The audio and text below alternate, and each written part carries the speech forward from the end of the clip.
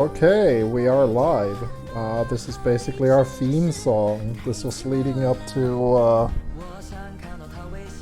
the DDLC stream that you're currently watching. I've been playing this theme song for a while now. It's the DDLC basically theme song in Mandarin, which is super cool. Anyway, let's see about putting this link up.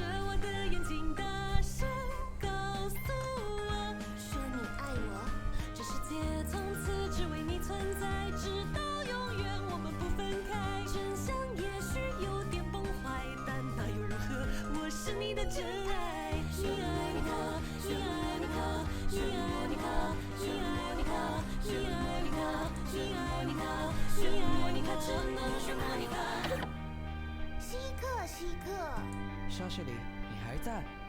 为什么不在？我是社长哎。沙士里，他是谁啊？我们的新社员呢？话别说太早哦。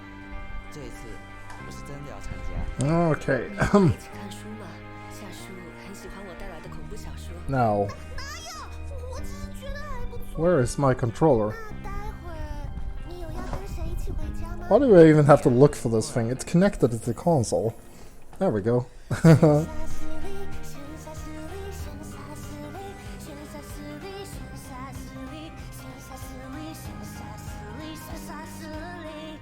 Oh no, the capture stopped for some reason. Let me look into that. There we go.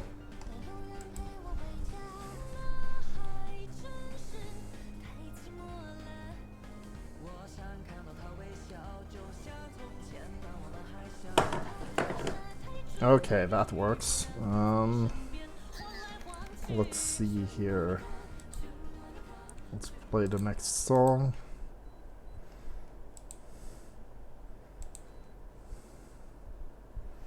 Man, I did not have a lot of build up for this. I almost canceled the stream, but yeah, because the heat wave has absolutely been killing me today. Killing me. 总之呢，我写了一首歌给你，希望你可以听听看，因为 Let's see if I can find a link to. 希望你喜欢。 Actually, let's skip ahead and get this song started. This is the credit song from DDLC Plus, or DDLC proper.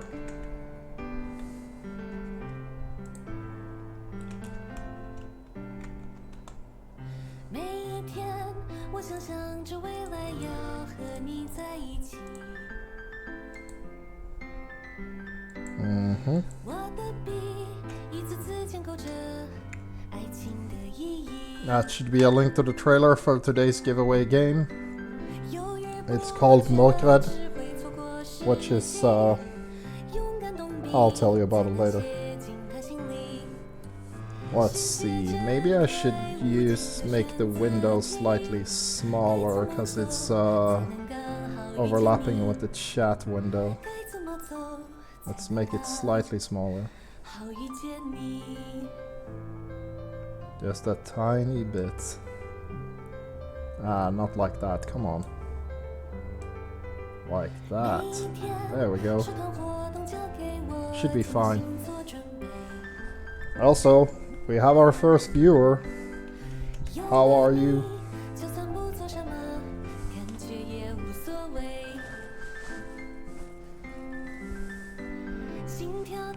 I'm just gonna have some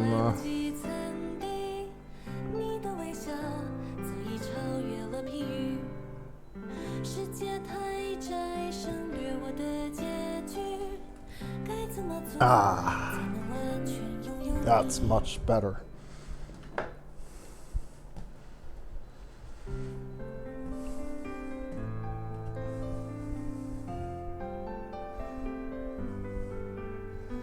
Oh, okay. Doing well on you. Just trying to let my body relax and such right now. Ah, okay. Well, that it works. This is a pretty chill game. We're gonna play some DDLC. I mean, it is a disturbing game, but we're not there yet, and it's really just a text adventure game, so you know it's pretty relaxing to play, at least if you're like mad desensitized. There's gonna be some very interesting twists though. But let's see here. Your name is Daron Mirshan? Have you tuned in before? I feel like I recognize your name. I'm sorry, I'm like really bad with handles, even by my friends. It's why I generally use Hexelf, aka Mika Kara Zor-El, and like most places, so people will know who I actually am. I never changed the handle though. It's Hexelf no matter where you look. It's Hexelf on Facebook, Hexelf on Twitter, Hexelf on YouTube, Instagram, PSN. It's the same name everywhere, but yeah. So, Daron how do I say that? Daron Mirshan? Mirshan? Yeah.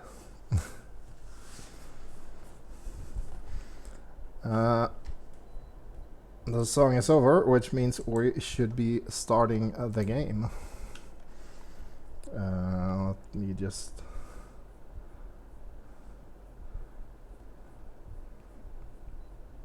Oh yeah, Eli, yeah, Eli. Yeah. You obviously know what mörkrädd means. You're one of the people that should know what the name of the game that we're giving away today actually means.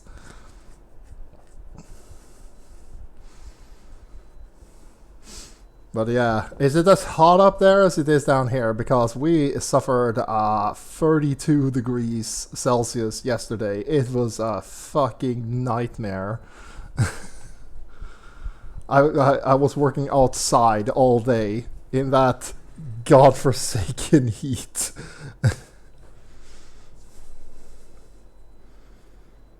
Is it as bad up there?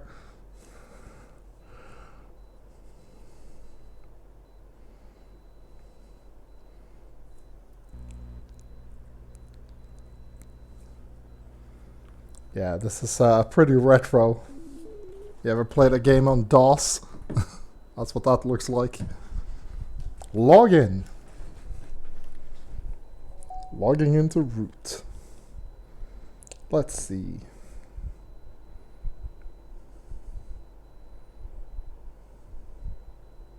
Let's see, exactly, because as you stated, reduces confusion. Yeah, I do know what it means, and yeah, it's as bad over here indeed. Yeah, okay.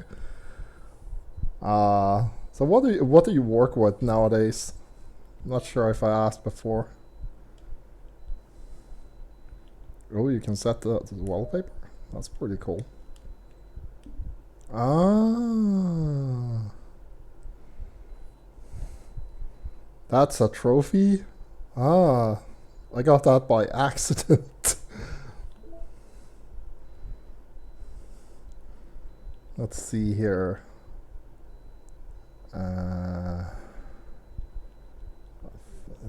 Is this? I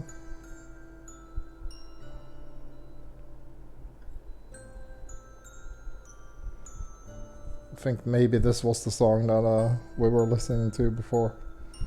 I've been playing DDLC songs on like every stream for a while, but the game didn't come out on PS4 until like a week ago. There was some really nice music in this. The graphics aren't like actually as simple as you could possibly. Let's see. Working with support for hotel flight packages and such and from home, thankfully, so I can have my fan when it. Yeah, okay. Still so freaking warm even then. Yeah.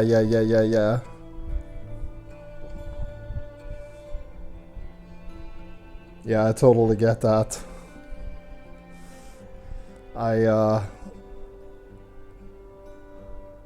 When I went home today, I just had a huge bottle, like a 1.5 liter bottle, that I just threw, like, I just threw water up in the air so that it would come down on me as I was walking home from work. I don't care what my coworkers thought. They probably thought I was crazy, but it's like, nah, you don't understand. You know as well as I do how incredibly hot it is outside. I cannot deal with this. Yeah. Oh, hello, that man. I feel so bad saying your name, that loser. I mean, you're not a loser, but it is the name you chose. Is there something else I can call you, or do you actually prefer that?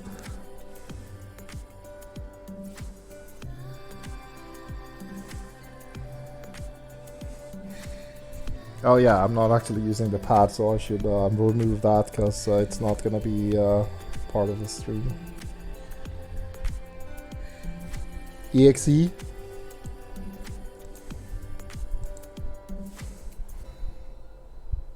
EXE works fine. Let's see, I'm just gonna remove this controller layout because it's not actually, let's see, gamepad. Like this. Oops. I did a bit too much editing there.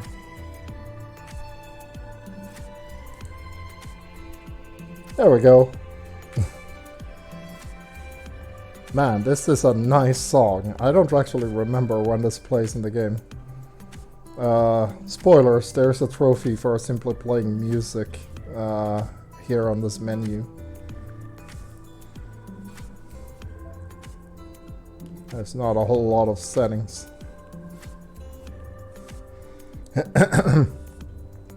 Okay, so let's get this thing started.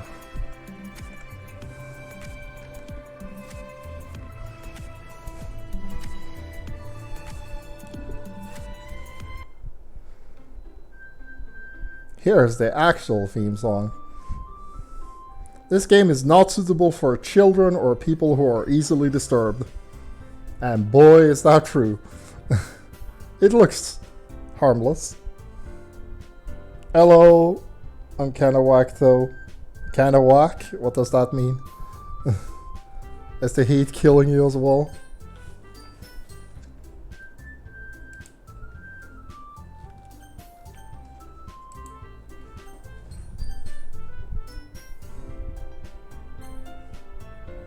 Let's see here. Which is the latest one? This is the latest one. You can use the skip button to fast forward through text you've already read. No, that's fine. That's fine. No worries, I am too, but more so you're aware that, as Hexelf said, you're not a loser. Yeah.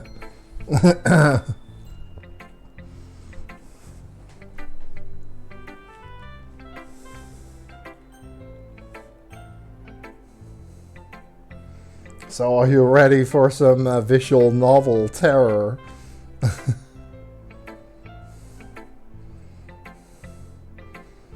Yeah, we're also giving away the game called Mørkred. It's a Norwegian sort of horror puzzle game. I put a trailer in the chat. I'm not sure if you can see it. It's a type of game that I will play. If you played like Little Nightmares, it's sort of like that.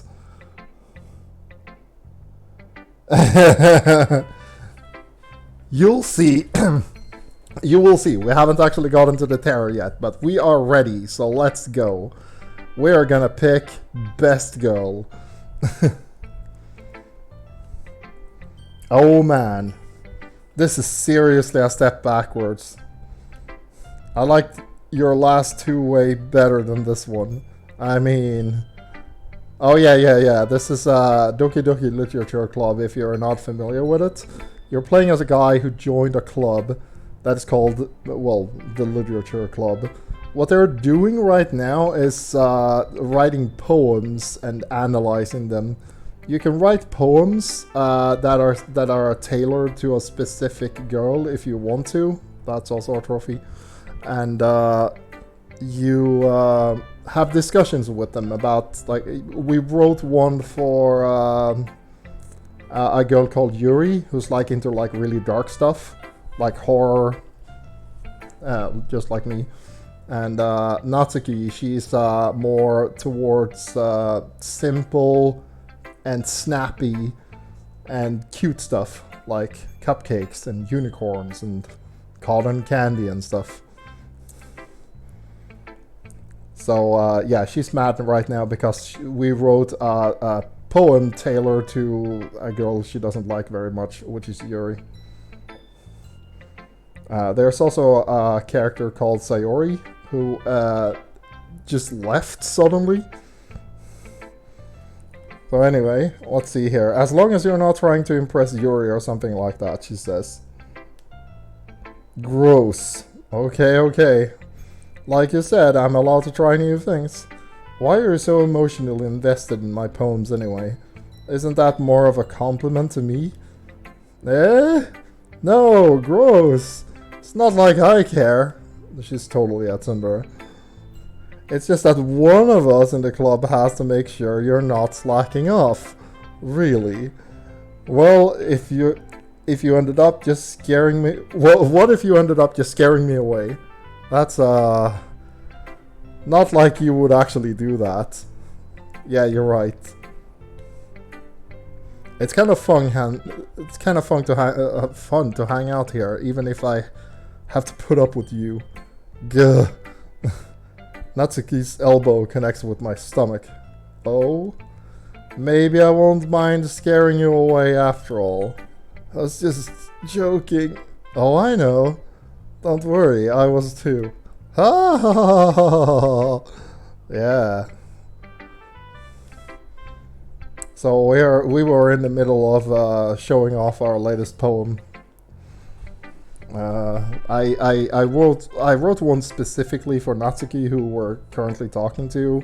I ended up mashing through one which happened to impress Sayori, and then we tailored one for Yuri. That's the plot. We've been doing this for a few days now in the game. That seriously hurt. Well, maybe it was funny to her. I guess that's kind of the point. I should really just watch my mouth around Natsuki. Anyway, Natsuki holds her poem out to me like nothing ever happened. Okay, so this is her poetry style. I'm currently playing with a Saturn replica pad, so I might have to change my controller if that doesn't work out. I did put it on analog control though. Let's see. I'll be your beach. Your mind is all full of troubles and fears that diminished your wonder over the years. But today I have a special place, a beach for us to go to. A shore reaching beyond your sight, a sea that sparkles with brilliant light. The walls in your mind will melt away before the sunny glow. I'll be the beach that washes your worry away. I'll be the beach that you daydream about each day. I'll be the beach that makes your heart leap. in a way you thought had left you long ago. Let's bury your heavy thoughts in a pile of sand, bathe in sunbeams and hold my hand. Wash your insecurities in the salty sea and let me see you shine. Let's leave your memories in a footprint trail, set you free in my windy sail, and remember the reasons you're wonderful when you press your lips to mine. I'll be the beach that washes your worries away. I'll be the beach that you daydream about each day. I'll be the beach that makes your heart leap in a way you thought had left you long ago. But if you let me by your side, your own beach, your own escape, you'll learn to love yourself again. Like I said, very simple, snappy, but adorable. I really like this poem. What do you guys think? I felt like I kept writing about negative things, so I wanted to write something with a nice message for once.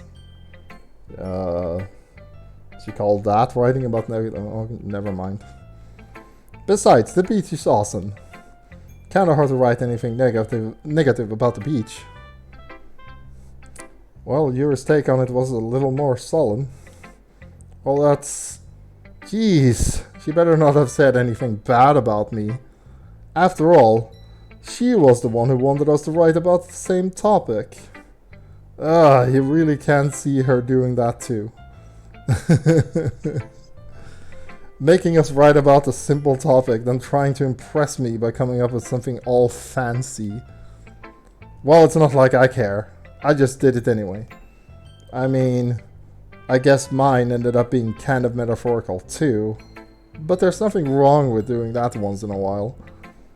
Oh yeah, Yuri likes the metaphorical stuff and big words. Natsuki does not. At the very least, it was good practice. Well, like I said, it was actually quite nice. And now we have Monica. Just be ready. Hi, Mika. Have you thought about what you want to submit before submit to the what you want to submit to perform at the festival? Man, I expected a comma there. Well, being in this club is one thing, but performing in front of a bunch of people, I'll have to give it more thought. Okay, no pressure, but whatever you do, I'm sure it'll turn out great.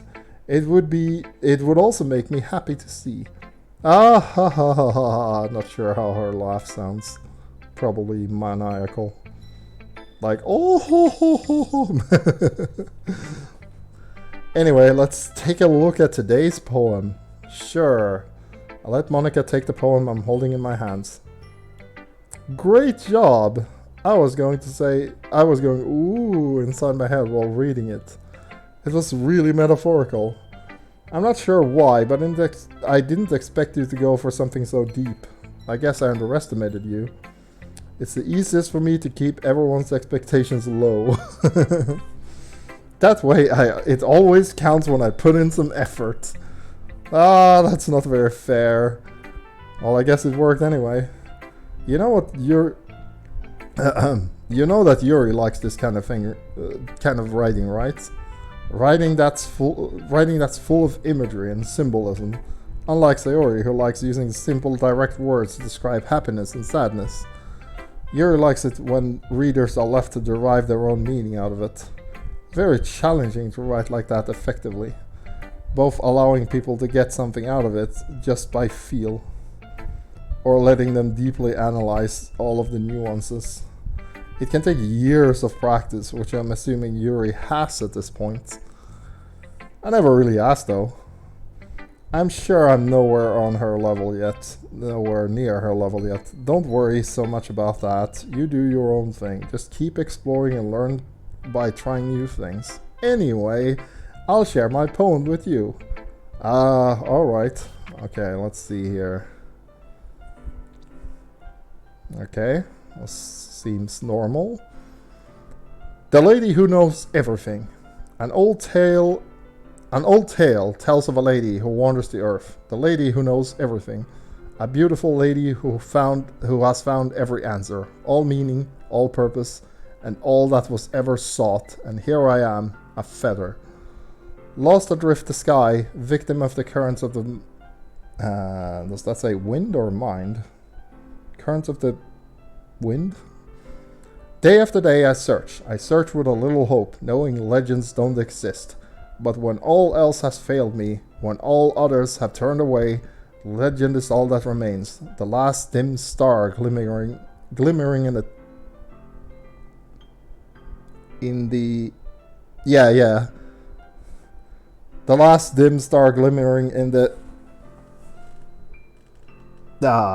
Twilight sky? Some of these are a little harder to read than the others. Twilight? Is that like twilight, I guess? Yeah, anyway. Until one day the wind ceases to blow, I fall, and I fall and fall and fall even more. Gentle as a feather, a dry quill, expressionless. I know what a quill is. But a hand catches me between the thumb and the forefinger, the hand of a beautiful lady. I look her in the eyes and find no end to her gaze. The lady who knows everything knows what I'm thinking. Before I can speak, she responds in a hollow voice. I have found every answer, all of which amount to nothing. There is no meaning, there is no purpose, and we seek only the impossible. I am not your legend. Your legend does not exist. And with a breath, she blows me back afloat, and I pick up a gust of wind. Wow, that was interesting. I did write fiction many years ago, and one of the characters that I had that I wanted to be like the villain, or like the version of the devil in that universe, is called Blameverse. Yeah, more DDLC. We're still in the same scene, we just read some poems. But yeah, the lady who knows everything resonated with me quite a bit when I saw that, because I have an OC, I guess. The villain who's supposed to be the lady who knows everything, or like she's the devil, but she's called Duval, and her power is that she knows every single thing that every single person has ever fought, provided that the person is actually dead. So everybody who dies and goes to the afterlife, she just absorbs all of their knowledge. So yeah, as a villain, she goes on like these long screeds about like the lack of meaning and stuff. Like, she just thinks like all of humanity is just like messed up, and like they don't know anything about anything. So she's actually a bit pissed off. But yeah, reading that poem is like, this is something I would write back in the day when I was still doing that. Let's see here. Divine Zero. Oh yeah, I know you. But yeah, more DDLC. We're still on the same scene. Oh, it sounds interesting. Well, thank you. But yeah, it's in my writings. Duval is the character. I'll talk about that later. Let's see. Monica says, I feel like learning and looking for answers are the sort of things that give life meaning. Man, that is, I totally agree. I feel like if you ever wonder about the meaning of life, it's like, hey, why not decide that the meaning of life could be just seeing everything that we have, just watching, exploring, learning about the world. It's easy, and it's, at least I find it personally very satisfying to learn about new things. It's like definitely what I consider to be the meaning of life. Oh, technically I'm an existential nihilist, so the meaning of life is literally whatever it is that keeps you... Man, can I say that on stream? Man, we're playing DDLC, I'll just go for it. The meaning of life is literally whatever it is that you're doing that prevents you from killing yourself. That is that attitude. So it is basically whatever you decide that is worth your time, that can be the meaning of life. Anyway, that's my personal take. I feel like learning and looking for answers are the sort of things that, oh yeah. Not to get too philosophical or anything. I mean, we just did, but also, how are you doing, Defying Zero? Is it as hellishly hot over there as it is here? It was kind of on my mind, so that's what I wrote about. I see. I never really put much thought into it. In a way, it's almost paradoxical. Because if we had all the answers, wouldn't the world start to lose its meaning? You know, there's something I noticed. There's one thing I noticed. It seems like everyone in the club prefers writing about things that are more sad than happy. Yo, Tempest, what's up? This is DDLZ. Let's see, I'm doing good, just waiting for 12 AM. My mom's birthday is later at midnight. Wow, you're on that ball early, I can tell. Also, yeah, just give a quick wave to everybody. Thank you so much for tuning in. This is DDLC. We're talking to just Monica. Are you surprised? I mean, if everything was okay, we wouldn't really have anything to write about, would we? Humans aren't two-dimensional creatures. I think you'd know that better than anyone. You mean one-dimensional? Oh yeah, that.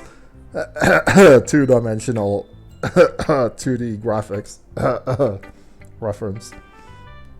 Anyway, here's Monica's writing tip of the day. Wow, the last one was actually pretty crazy, so let's see.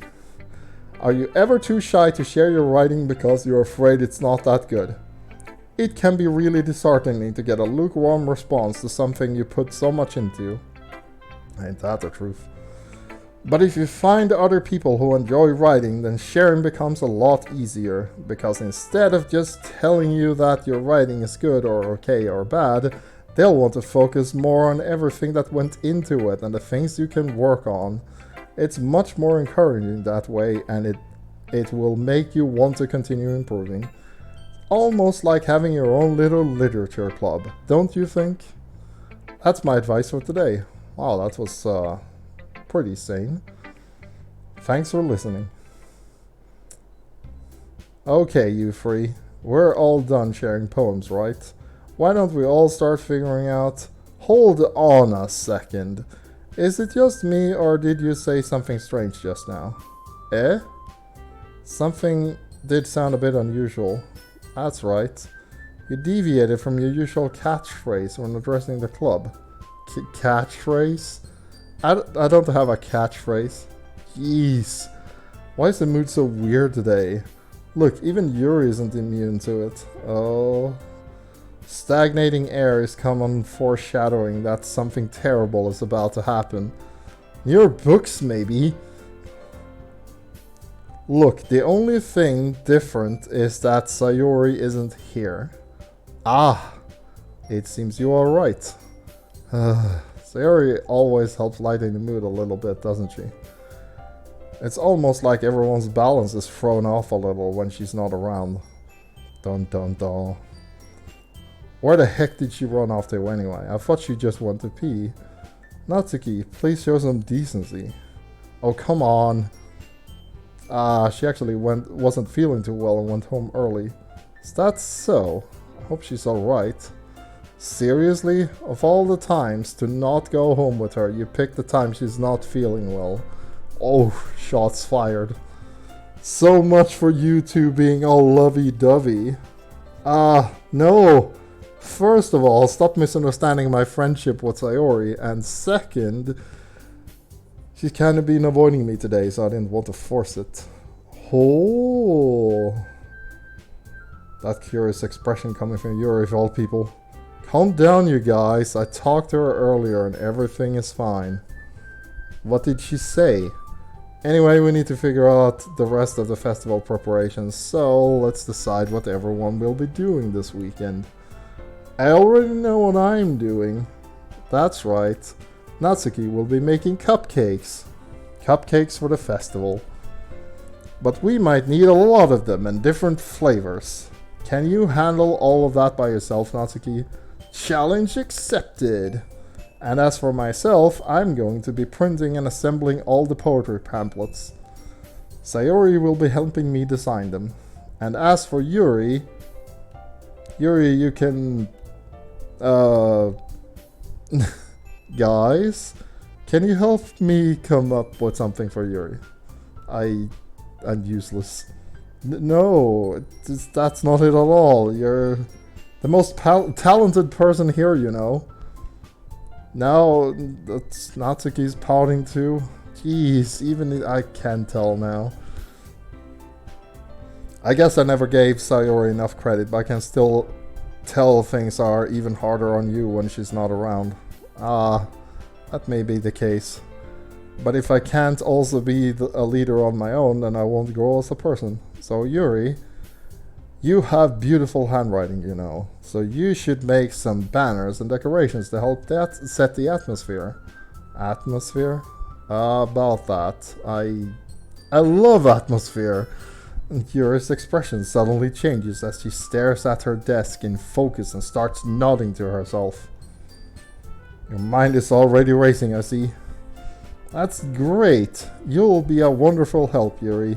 But anyway, that just leaves you, Mika. The one who is truly useless. Because we're just some dude in a visual novel game. Don't say that. In fact, both Natsuki and Yuri have some pretty heavy tasks to handle. It would probably go a long way if you give one of them a hand. You could always help me out as well. I would really appreciate that. Is Monica suggesting I spend a weekend with one of my club members? How on earth are they going to respond to a suggestion like that? I suppose I wouldn't mind a bit of help. Well, even if you don't know how to bake, there's always some dirty work I could give you. It's not like Monica's going to give me a choice, and you shouldn't be sitting on your butt anyway. Natsuki tries to mumble a bunch of excuses like that. If I recall, Natsuki, you mentioned that you would like to handle the baking on your own. Mika may not like to be around if you only make him make him out to be a nuisance. So therefore, he may be more suited in assisting with the decorations. Hold on, I never said that. How hard could it be to make a few decorations anyway? Sounds more like you're just making excuses for Mika to... What are you saying? It will be extremely meticulous work. Meticulous. Oh. Meticulous. Yeah, there's a... Still practicing my English. And baking isn't? Just what do you think? Guys, let's settle down for a moment. In the end, I think it's up to Mika to decide how he'd like to contribute. Besides, he hasn't really gotten the chance to spend any time with me, you know? Yeah, Monica's full of herself. You'll see. So I'm sure he's interested in... You literally just said... I'm surprised as well. Sorry, I was just saying though. Jeez, can we just settle this already? Yeah. Mika, you're okay with this, right? In the end, it's up to you. Of course. Very well. In that case, everyone looks straight at me.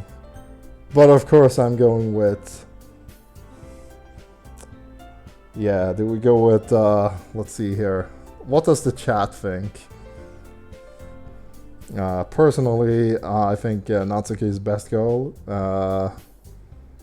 After that, Sayori, who is sort of the main character, kinda. Yuri's pretty scary. Monica is, Monica. She's, I don't know how to describe her. Yeah, what do you think? What do you guys think? I lined it up pretty smoothly so far, so everyone should have like basically equal points. We can just choose whoever.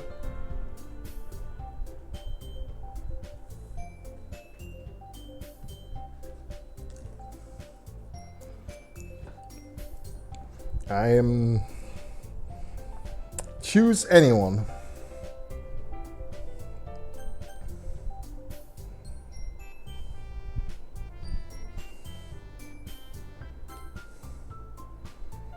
Baking sounds like it could be fun. Yeah, I just went with anyone, so we go with best girl Natsuki. She's into manga, so yay! Also, she's amazing at baking. Yay! And she's not into... She's not... She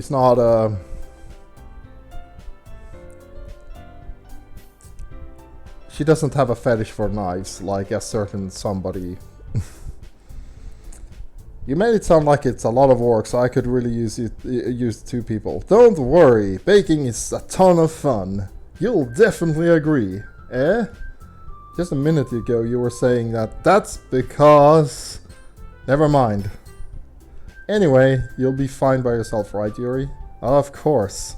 I'm used to it after all. That's good.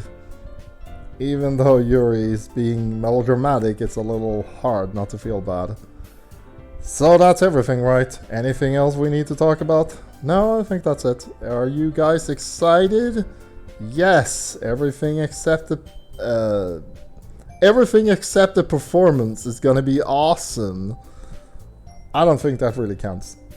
What about you, Mika? Me? Oh, I guess you could say I'm interested in seeing how things will turn out. That's good enough for me. What about you, Yuri? Yuri? She's still sulking. Natsuki starts pouting too. It's not of a big deal or anything.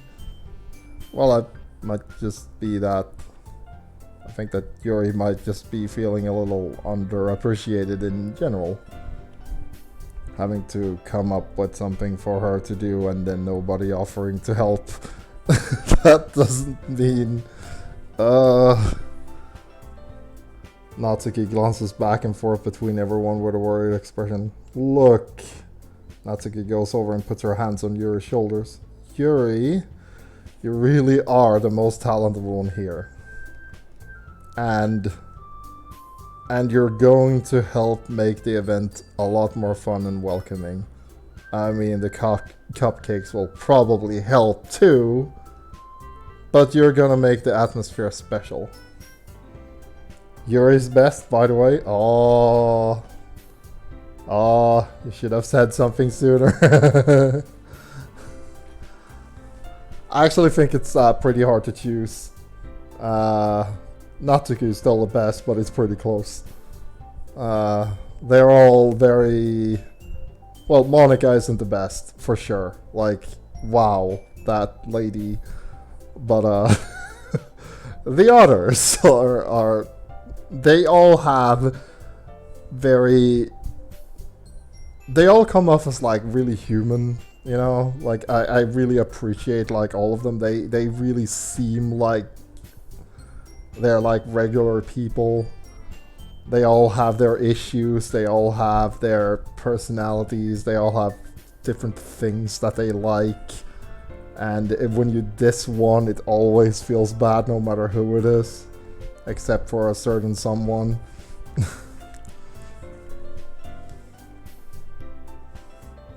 Okay, you need to stop being dumb and give yourself more credit.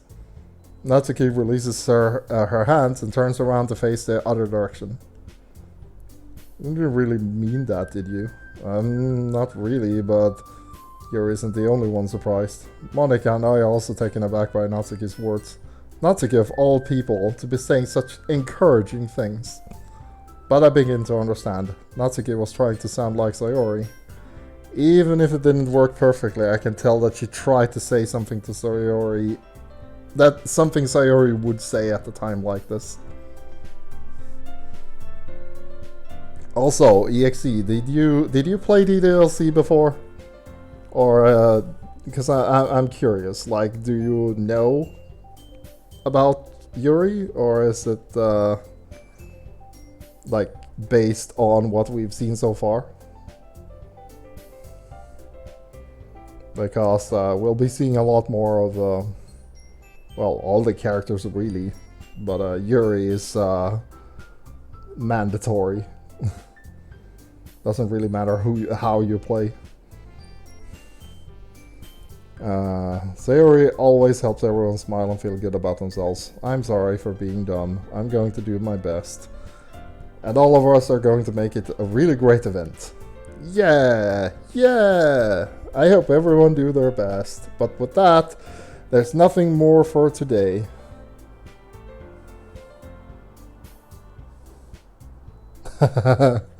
Yeah, I can totally understand. Like, Yuri definitely has qualities, even when those qualities are amped up to 11. But let's see, one of the reasons I like Natsuki is because you never actually see her like that, because her biggest issue lies elsewhere, if that makes any sense. You know? Like, she's just a good person. And the bad stuff is like things she can't control. Yeah. Like that's why I think she's best girl, but I can definitely see like the appeal of anyone. Except maybe the one. But she's pretty cool as well, just in a weird way. Anyway, enough about like almost spoiling the game. I'm staying here a bit longer. I barely got to do any reading today. Fair enough, there's nothing wrong with that. Yeah, so Natsuki's staying behind to read her manga, Parfait Girls. Everyone packs up their things. I start to follow Monica and Yuri out the door as they chat between each other. Where are you going? We still need to figure out our plans for the weekend. You literally would have just gotten home and realized that you didn't even have a way to contact me. That's true. I have no idea. I have no idea that slipped my mind. Jeez, good thing I stopped you. I'm giving you my number, okay? You better not make it weird or anything. Why would I do that? Natsuki gives me her phone number. Okay, I'm coming over on Sunday. I'll bring all the ingredients. Wait, you're coming to my house? Well, yeah. What's wrong with that? I mean, I just figured that since I'm the one helping, I would be going to your house. Yeah, right. Like I could have a guy over at my house. My dad would kill me. Really? That's kind of strict if you ask me. Yeah, how do you think I feel? I can't do anything when my dad is home. Anyway, I just needed to complain for a second. We have each other's numbers now. That's all I needed from you. I guess I'll text you when I'm coming over.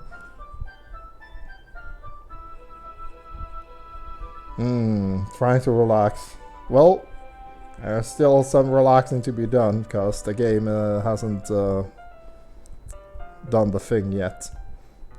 I'll tell you when it happens, because that is not a relaxing thing at all. We're not there though. Is that oh, I see.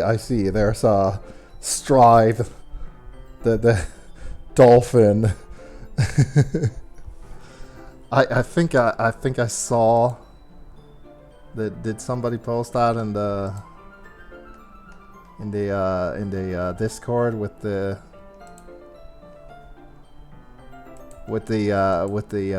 Shining reference? May breaking through the door with a dolphin, and Ram Lethal is in the background just screaming, terrified of the dolphin. Yeah. Man, I wish I had that on hand now. It would be fitting. Yeah, because sooner or later this game will charge back forward slash everybody. I'm really gonna show you how I love baking, why I love baking so much. So you better look forward to it. Oh, I didn't say you were just going to give me didn't you just say you were gonna give me the dirty work? Well, I was just saying that. It's not like I could act like in front of everyone that I was looking forward to this. Wait, really? Well, kind of, just because I never got to bake with someone else before. That's all it is. So, alright, I get it. Sorry for overreacting. Anyway, I'll be heading home now. See you on Sunday. Never mind. I can't believe this. Natsuki is going to be coming over to my house on Sunday. My anxiety shoots through the roof. Even though I've gotten pretty used to handling her at this point. There's no telling what may end up happening when we're outside of school. More than that, she told me she was looking forward to it. Is this the chance I have to make something happen between us? Or is it too early for that? Only time will tell, but until then I won't be able to take my mind off of it. I seriously can't wait. Dun dun dun. It's already Sunday. So yeah, we let's see here. I think the previous scene was on Friday, like the weekend before. The event is on Monday. I've been getting increasingly anxious about Natsuki's upcoming visit. I keep telling myself there's no reason to be nervous, but it doesn't help much. I wonder if she'll act any different when it's just the two of us. Just the two of us? Meanwhile, she's been texting me a lot. We sent each other one after exchanging numbers to double check. But it turned into a conversation. She's almost a different personality on the phone, using tons of emoji and cute language. She also really likes complaining about things, but I kinda saw that one coming. But putting Natsuki aside, I haven't heard a thing from Sayori since she left club early the other day. It's not like we text each other all the time or anything, but I've been worried about her in the back of my mind. Between what Sayori said and what Monica said, is it really okay for me to put Sayori's feelings aside when she might need me? I decide to visit Sayori before Natsuki comes over. Rather than asking, I simply tell her I'm coming over, much like we've done in the past. Once I reach Sayori's house, I knock on the door before entering it myself. Again, we used to play so often that we made it a habit of simply entering each other's houses like we were family. The house is quiet. Okay, this is I don't actually know what this scene looks like in the PS4 version, but this scene in the PC version is quite graphic, so I'm just giving you a heads up. This is the scene that is not relaxing whatsoever. You also notice how the music stopped? Just, yeah, be ready. Sayori isn't anywhere on the first floor, so I assume she's up in her room. It's already strange of her not to be run down and greet me. I head up to her bedroom when I finally found her. Sayori? Oh. False alarm, apparently. I remember things wrong. This is not the scene? Or... let's see here. Maybe it happens on Monday. Maybe it hasn't. I'm not sure. Anyway, let's keep going. Just, yeah. Hi, Mika. I sit down in her room. Sayori forces a smile, but it's easy to tell that she's different. There's a minute of silence between us. Oh yeah, now I remember. Okay. There's one more thing we have to do. Now I remember for sure. You haven't come over then like this in a long time, have you? I guess you're right.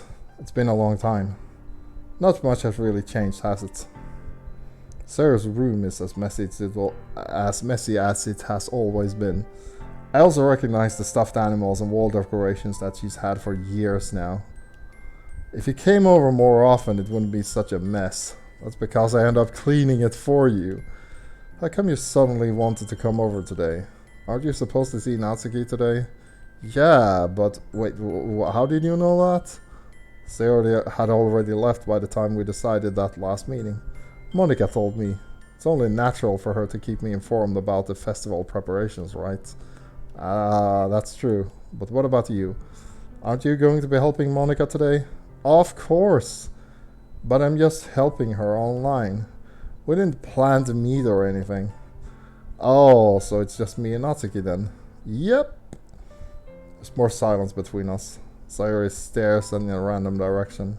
Everything about her behaviors is really uncharacteristic. I finally get the point. I just wanted to see how you were doing. After you left on Friday, when something's wrong, you can't hide it from me. I know you too well, so... Sayori smiles, shaking her head. That's no good, Mika. Eh? Why can't it just be like it's always been? This is all my fault. If I didn't get so weak and accidentally express my feelings, if I didn't make that stupid mistake, then you wouldn't have been worried about me at all. You wouldn't have come here. You wouldn't even have been thinking about me right now. But this is just my punishment, right? I'm getting punished for being so selfish. I think that's why the world decided that to have you come over today. It just wants to torture me. Sayori? I grab Sayori by the shoulders. What on earth are you saying? Are you listening to yourself right now? I know something happened to you. There's no other explanation for you to be like this. Tell me already. Until I know, I won't be able to stop thinking about it. Ah ha ha ha ha. Empty smile. You really put me in a trap, Mika. But you are wrong. Nothing happened to me. I've always been like this. You're just seeing it for the first time. Seeing what? What are you talking about? You're really just going to make me say it, aren't you? I guess I have no choice in it this time. The thing is, I've had a really bad depression my whole life. Did you know that? Why do you think I'm late for school every day? Because most days I can't even find a reason to get out of bed.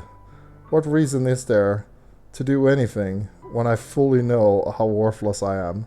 Why go to school? Why eat? Why make friends? Why make other people put their energy and caring to waste by having them spend it on me? That's what it feels like, and that's why I just want to make everyone happy, without anyone worrying about me. I'm in shock. I can't even figure out how to respond. How is it possible that Sayori kept this from me the entire time that I've known her?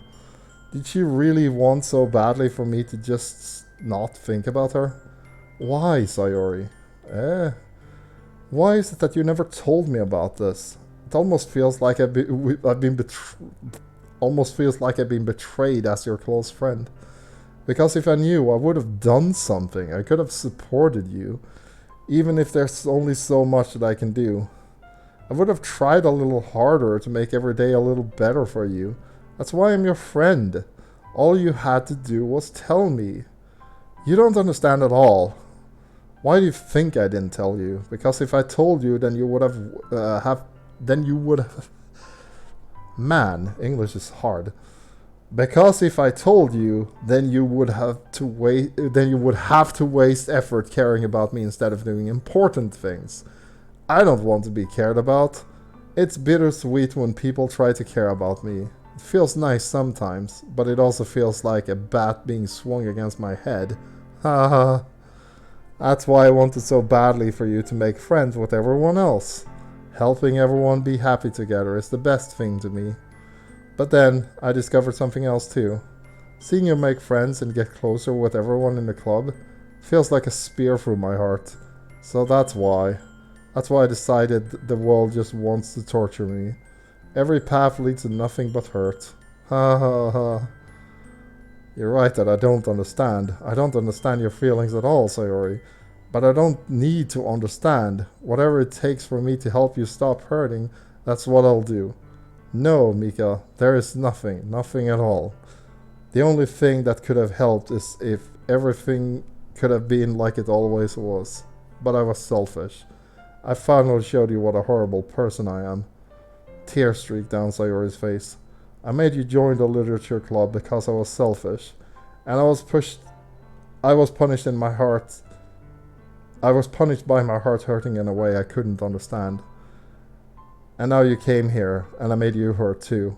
I'm just weak and selfish. That's all I am. And that's why I'm going to accept these punishments. Because I deserve every last one. Without thinking, I once again grab Sayori's shoulders. This time I'll pull her into a tight embrace. Sayori, I don't care if you feel selfish. I'm really happy that you convinced me to join the club. Seeing you every day makes it worthwhile enough. If I make friends with everyone else, then that's just a bonus. But please, never underestimate how much I care about you. I wouldn't have it any other way. Sayori isn't hugging me back. Despite my arms being wrapped around her, Sayori's arm remains at her sides. She starts sobbing next to my ear. No, don't do this to me. Please don't do this. She barely manages to speak between her sobs. I don't know if I'm doing the right thing. But all I want is for her to know that I care. If you have it in you to call yourself selfish, then you have to let me be selfish too.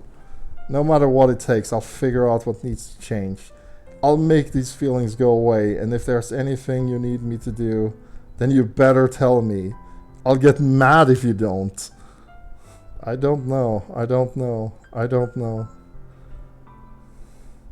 Sayori finally puts her arms around me in return. I don't know anything. It's all really scary. I don't understand any of my feelings.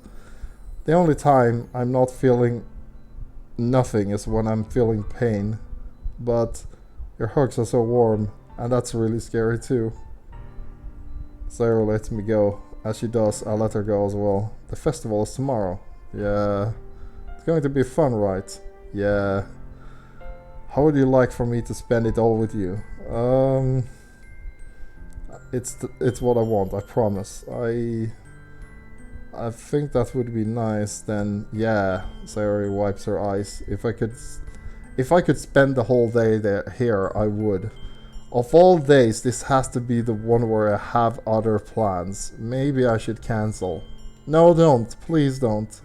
If you did that, then I really wouldn't forgive you. But it's almost time for Natsuki to meet me at my house. At the very least, do you want to come along and help out? It would be fun. To my surprise, Sayori shakes her head. I'm sorry. I don't know if that would be very good for me today. You understand, right? Kind of hard for me to fully understand. But I'm trying my hardest. Man, this scene is hard to read. For reasons other than my limited vocabulary. I'm sure you'll understand. It's okay. Don't worry too much about it. I'll see you tomorrow, okay? Alright. I'll look forward to it. Yeah, so Sayori is suffering from severe depression, and she's not very receptive to our main protagonist trying to console her because it's pretty bad. This, I've seen this happen in real life too. It's very hard when you talk to somebody who is suffering from depression, and it almost feels like it's a weird analogy, but it almost feels like the depression has such an hold on the person that it feels like you're not even talking to them. It feels like you're talking to like the depression itself. Like the person is there, but they're not the ones responding because it's all emotion. Because they're feeling so bad that it's like you hear them say things that appear like it doesn't even make sense. It's a really tough conversation to have. And I'm not like knocking on depression or anything. It's just, it's hard. I understand if people don't wanna like why it's a difficult discussion to have, because if it's that bad, it's so hard to feel like you're even making a dent at all. It's still worth trying it though, because hey. Anyway, I say goodbye to Sayori and exit her house. On the way home, I find myself feeling uneasy. But it's hard for me to keep thinking about it when Natsuki is about to come over too. I think Sayori is right. I shouldn't be worrying too much, and we're definitely going to have a great time tomorrow. Yeah, gonna have a great time tomorrow. I should focus on what's ahead of me. I spend only a few minutes back at home anxiously waiting Natsuki's arrival. Before I know it, she texts me to let me know she's outside of the front door. Without delay, I open the door and let her in. Ah, she has a new outfit. Sup? Hey. I don't know what I was expecting, but seeing Natsuki in something other than her school uniform totally threw me off. Ah, is that a kitten or her shirt? That's adorable. Also, that thing on her hair, the front, like that zigzag thing, I want to know how to do that. How does one actually tie your hair up like that? Because that's very cool. I love that style. Anyway, seeing her in such cute clothes makes the uniform seem totally unfitting in comparison. Jeez, don't make me feel awkward already. It's gonna be a long afternoon, so don't be weird because you're not used to seeing me outside of school. Anyway, I'm coming in. I see you brought a lot of stuff. Natsuki is carrying a large bag that's probably full of baking supplies. Well, I didn't want to come all this way to find out your kitchen isn't equipped for the job. You brought everything I asked you, right? Yes, I did. Yesterday, Natsuki asked me to buy a bunch of ingredients if I didn't already have them at home. Good. Glad I could count on you to do your part. Well, of course. I'm surprised to hear Natsuki suddenly say that rather than something snarky like she usually does. Could it be that she's a little different outside of school after all? I mean, aren't we all? Anyway, let's go to the kitchen. What, you're not even gonna offer to take this heavy bag from me? Where's your hospitality? Come on. Since when did I need to be a gentleman? I grab the bag Natsuki holds out to me. This is ridiculously heavy. Probably lots of like pots and pans and like metal. Hahaha, I carried it all the way here. Are you impressed? I see now. Yeah, I'm impressed, Natsuki. Seems like I always underestimate you. Because I'm so small, isn't it? You jerk. Natsuki hits a fist into my chest. Hey, your size has nothing to do with it. Do you really hate being small that much? It's not like I hate it. I mean, sometimes I like proving people wrong when they think I'm only worth my size. It's fun when I get to be small and also better than other people.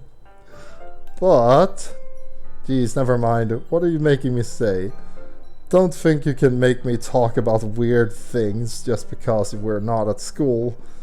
Are we getting started or what? There's a lot of stuff I gotta teach you. What? That's a little more like you. You're more fun when you just speak your mind like that. Hey! Now you are treating me like a kid. I was just trying to be a little nicer to you, you know? And just because I don't have a mature and sexy figure like Yuri doesn't mean you should treat me like this. Natsuki catches her words and her face turns red. Natsuki, forget it! I didn't say anything. I should apologize. There's so many in this script. It's actually pretty crazy. I appreciate that you're trying to be nicer. I should have been a little more considerate too. But also, if that's what you're thinking, then you should know that there are tons of guys who are into body types like yours.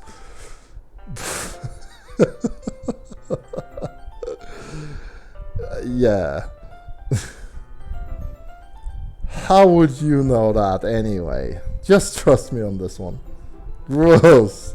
Hey, is that on me? Who else? Man, let's just get started already. You get all sour when a girl calls you gross. I finally found your weakness. She smiled deviously. Please spare me. Well, if Natsuki decides to dish out more insults like that, there's no way I'm not fighting back.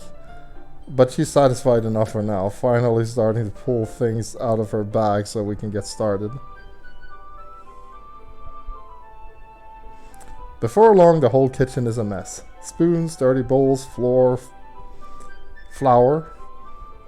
spilled fluid, and plastic bags are strewn about every countertop. The mixer isn't big enough to make all the batter at once, and we had to do it several times. Meanwhile, Natsuki's babysitting all my movements to make sure I don't mess up her precious baking. Where do you put the food coloring? The batter is going in the oven soon, so I need to fill the trays. I think it's still in the bag next to the table. What are you using it for? To color the batter, of course. I'm making each tray a different color. That way, even if the flavors aren't different, everyone can still pick their favorite. Ah, that's a cute idea. Are we doing anything like that with the icing? Do you want to? You're asking me? I don't really have a preference though. Come on, you're not putting any heart into this at all. Can't you at least try to have fun? I'm having fun. I'm not really sure what Natsuki is trying to get out of me. Meanwhile, I see her separate the batter into smaller bowls and put a few drops of food coloring into each. Ah, that does look pretty cool. See? It's not like baking is just about following instructions. The presentation is where you gotta get creative and have the most fun. It's a million times more worth it in the end if just looking at it makes everyone's eyes lighten up. Like the ones you made on my first day, huh? I recall Natsuki proudly presenting her cat-shaped cupcakes and Sayori and Monika's delighted expressions. I wonder if I can make Natsuki proud like that too. Yeah, maybe I will use the food coloring then. Sounds like you're starting to understand. Just make sure you completely finish mixing the icing before you mess with the food coloring. Yeah, it's getting there. We're just using the electric mixer for the batter, so I got stuck with a whisk and a huge bowl for the icing. The icing is still all lumpy. Are you even trying? Well, yeah, it just takes a little longer. Jeez, I'll be here all night if you do it like that. Here, look. Natsuki grabs the whisk from me and uses her other hand to tilt the bowl back. You really need to beat the crap out of it. After a few seconds, the consistency of the icing has already improved. Yeah, my mom used to do that. I could never do it myself. When she used a whisk and when she was baking at home, she beat the shit out of the stuff.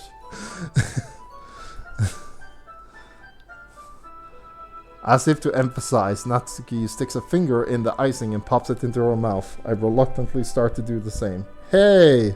Natsuki suddenly grabs my wrist. I don't want your girl's fingers in my icing. Your icing, huh? Are you forgetting who did all the work? I start to fight back, trying to inch my finger towards the bowl. Don't make me beat the crap out of you next. I'd like to see you try. I push harder, just enough of my finger to reach the icing. I triumphantly scoop some with my finger and just as Natsuki tugs it with all her might. Ah! The force of Natsuki pulling me causes me to stumble, making her stumble in turn. Gross! You got it on my face! Whose fault is that? There's a big glob of icing on Natsuki's cheek. She tries to reach it with her tongue, but it's too far away. Jeez, you know what? Take this! Natsuki instead wipes it off with her finger before shoving her finger toward my open face. You wish! I'm faster. I grab her wrist with my hand before it reaches her face. Natsuki tries to use her other hand to fight back, but I grab that one as well. Ah, stop! Not until you apologize for calling me gross. Fine, fine, I'm sorry for calling you gross. You know I don't mean it. It's just fun seeing you react to it. You do that to me all the time, you know. Saying dumb things just to get a reaction out of me. You really shouldn't tease girls like that. Is that so? In that case, I probably shouldn't do this either. I take Natsuki's fingers and put them in my mouth, licking off the icing. What? Natsuki is so surprised that she can't even figure out how to get mad at me. Her face is entirely red. Mika, you really shouldn't do that kind of things to girls unless you like them. Really like them. You know that, right? What kind of question is he asking me just like that? How did the moon turn into this so quickly? Natsuki gazes at me in silence. I notice her shallow breaths. Why am I starting to feel dizzy? Eh? Out of nowhere, the fire alarm starts going off. Natsuki rushes over to the oven. Something burning? I thought you didn't put in the cupcakes yet. No wonder, you left that dirty tray in there, you dummy. How could you make that a mistake like that? Oh shit, I've actually done that myself. I mean, it's not that bad, but it starts... Yeah, it causes smoke to appear. It's more of an annoyance than anything.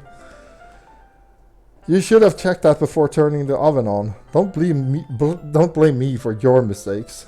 Jeez. Natsuki uses an oven mitt to grab the blackened tray out of the oven.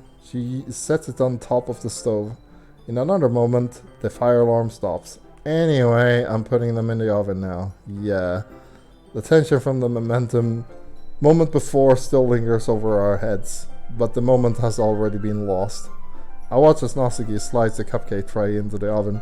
Then I reluctantly pick up the whisk and continue with the icing like nothing ever happened. Aww. That smells good. The cupcakes are ready to be pulled out of the oven.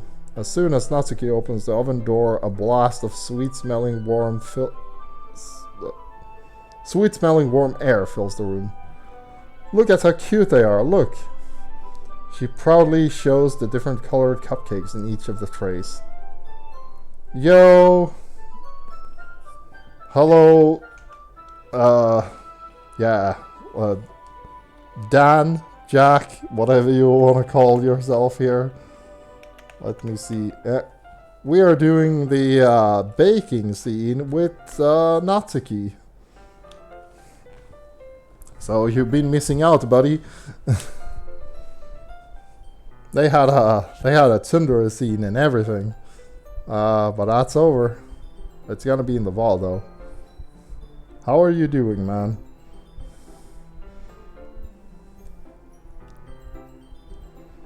Not like I need to... Not like I need... Yeah. Man, reading is hard. Not like you need to tell me that. I brought decorating stuff, so I hope you can get creative. Here, scoop the icing into these bags. Natsuki hands me some of the plastic bags. I have these nozzles that will make it look nice and fluffy. This one can even make flowers.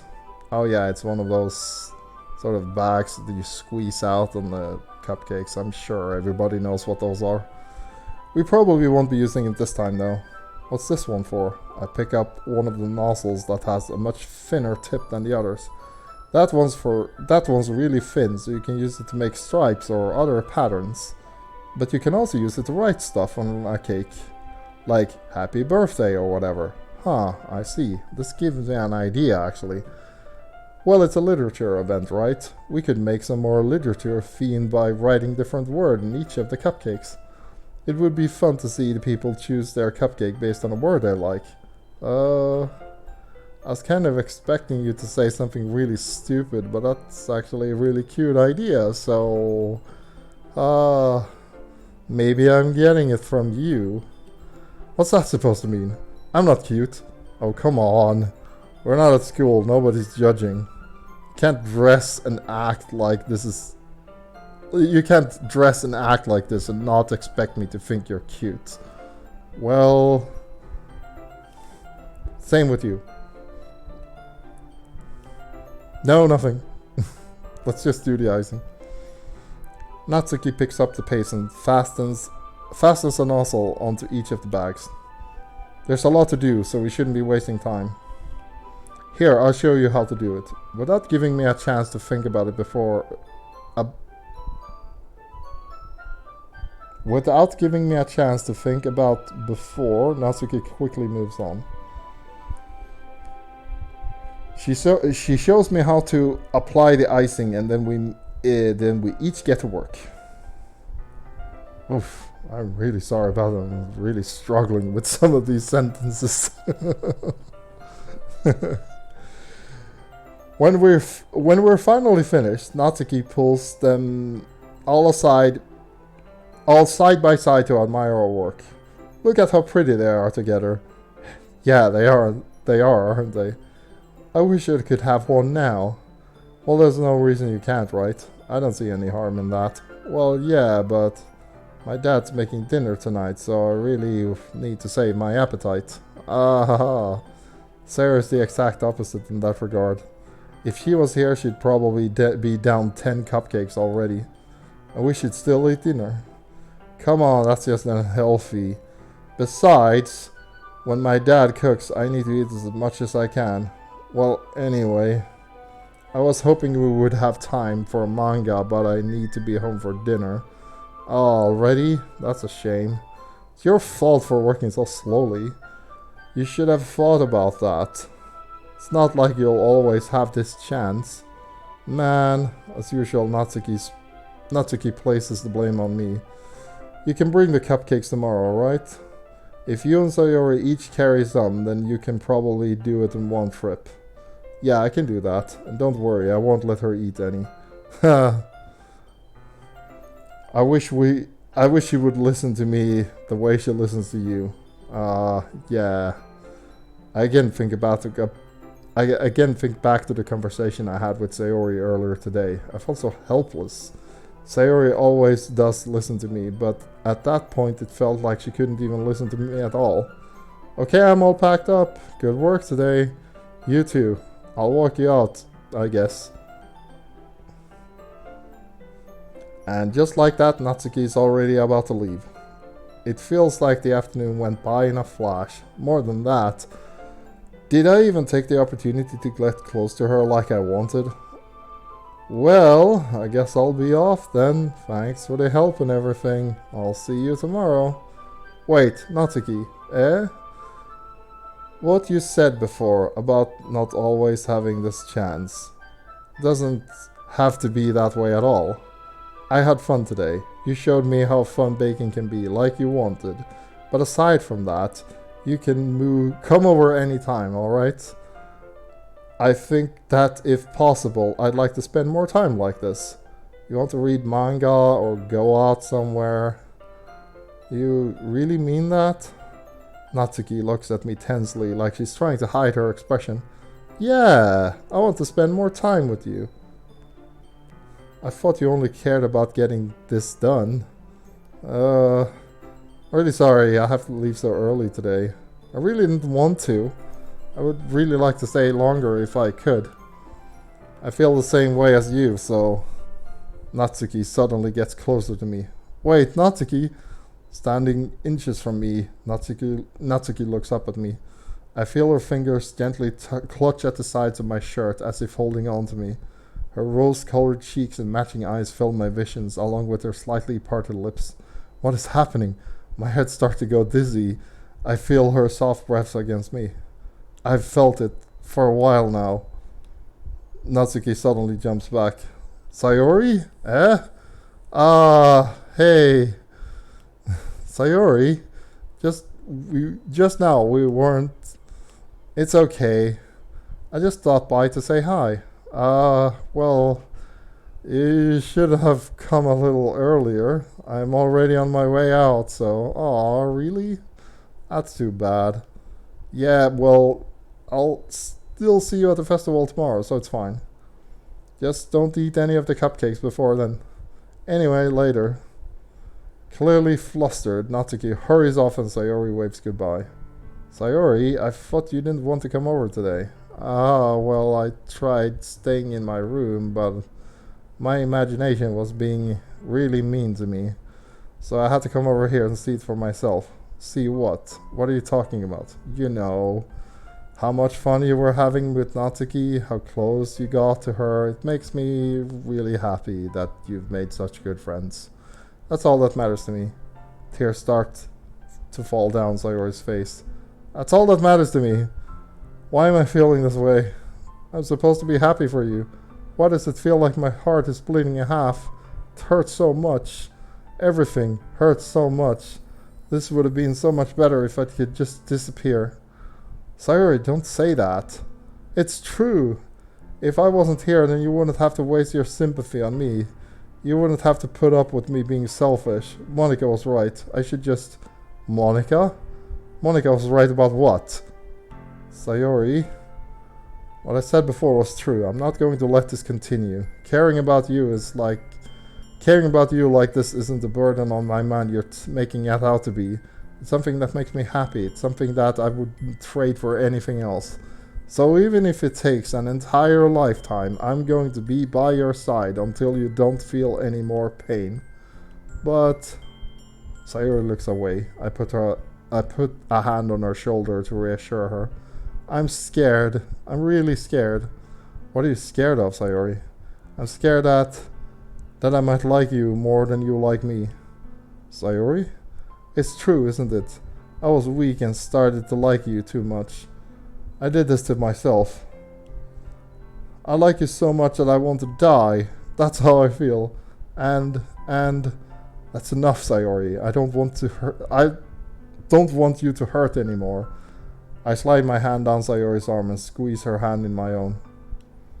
Do you remember how I said I always know what's best for you? Do you still believe me? Wordlessly, Sayori nods.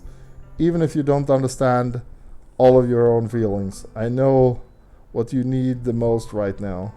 And that's what I'm going to give you. Okay, so we have multiple options here. You can say, I love you, or you'll always be my dearest friend. The thing about this is that I'm not sure. Yeah, I think you're actually kind of screwed either way. It doesn't really matter what you say, because you'll upset her regardless. I didn't go for I love you the last time though, so I'm curious to see how that worked out. I actually said you'll always be my dearest friend because I was totally going nuts over Natsuki. Yeah, so let's try this. I actually want to see what this looks like. I love you. Those are my true feelings. So there's no way you could like me more than I like you. I should have realized it sooner, but spending time with everyone at the club, making new friends, and having fun with you every day, it helped me realize that you are truly the most important person to me. That's why I'll accept any of your burdens. As long as we continue like this every day, with you by my side, then I know we'll both be happy. Suddenly, oh okay, this is actually different, I think. Suddenly Sayori wraps her arms around me. Oh yeah, you actually get to see the main character in this. That's what he looks like. The interesting thing is that you're technically you're playing as yourself, but that character is not you, the player. If that makes sense. Is this really okay? Yeah. I hold Sayori in my arms and pull her closer. You'll never have to let go of me again. I love you. I want to be with you forever. Me too. I feel Sayori's grip around me weaken a little bit. What is this, Sayori? I'm supposed to be happy right now. I always thought this would be the happiest moment for me. But why? Why even now? Why won't the rain cloud go away? They're not going away at all. It's okay.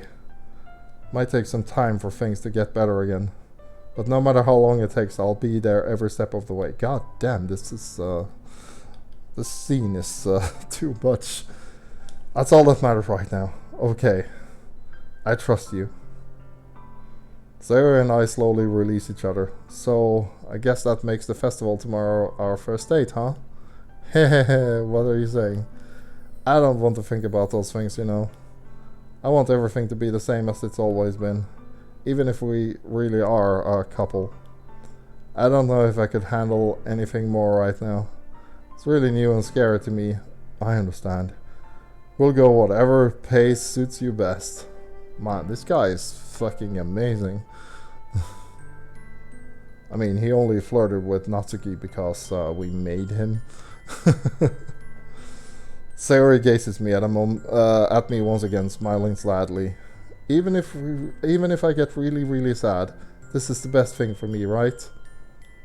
I don't really understand what Sayori means by that. Are you saying that this is making you feel sad, Sayori? Oh, I don't know. I don't understand what I'm feeling. I felt like a bunch of thorns when you told me you loved me. But that's why I want to trust you. You know what's best for me. Yeah, I do. That's my promise. I say that, but in reality I never felt more uncertain when it comes to Sayori. I know that I love her and she loves me, but I'm having as much trouble understanding Sayori's feeling as she is. I mean, she's super depressed, that's all there is to it. Even though I can comfort her, I keep wondering if I should be doing something more, something different. I know these thoughts continue to plague me until things are back the way back to the way they were. Is that what Sayori meant by not wanting anything to change? I don't know. But I know that I'll give it everything I got. Sayori is the most important person to me. I'll do whatever it takes to have a happy future with her. Yeah, that scene was a bit different. It's the day of the festival. Okay, now this is the actual warning. For sure, this time. I'm sorry I led you astray before, but this is the one. I am curious about what this looks like in the PS4 version, because the PS4 version is... PS4 is notorious for censoring, but then again, I played Outlast 2 on the PS4, and that game was pretty messed up. Like, I don't know, possibly the most graphic game I've ever played, but of all days, I expected this to be the one I'd be walking to school with Sayori, but Sayori isn't answering her phone. I considered going to her house to wake her up, but it's decided it's a little too much. Meanwhile, the preparations for the event should already be nearly complete. I managed to carry all the cupcakes by myself, carefully stacking 2 trays. Natsuki is already texting up a storm, but I can't respond thanks to my hands being full. Yeah, it's about that time. Get ready, guys.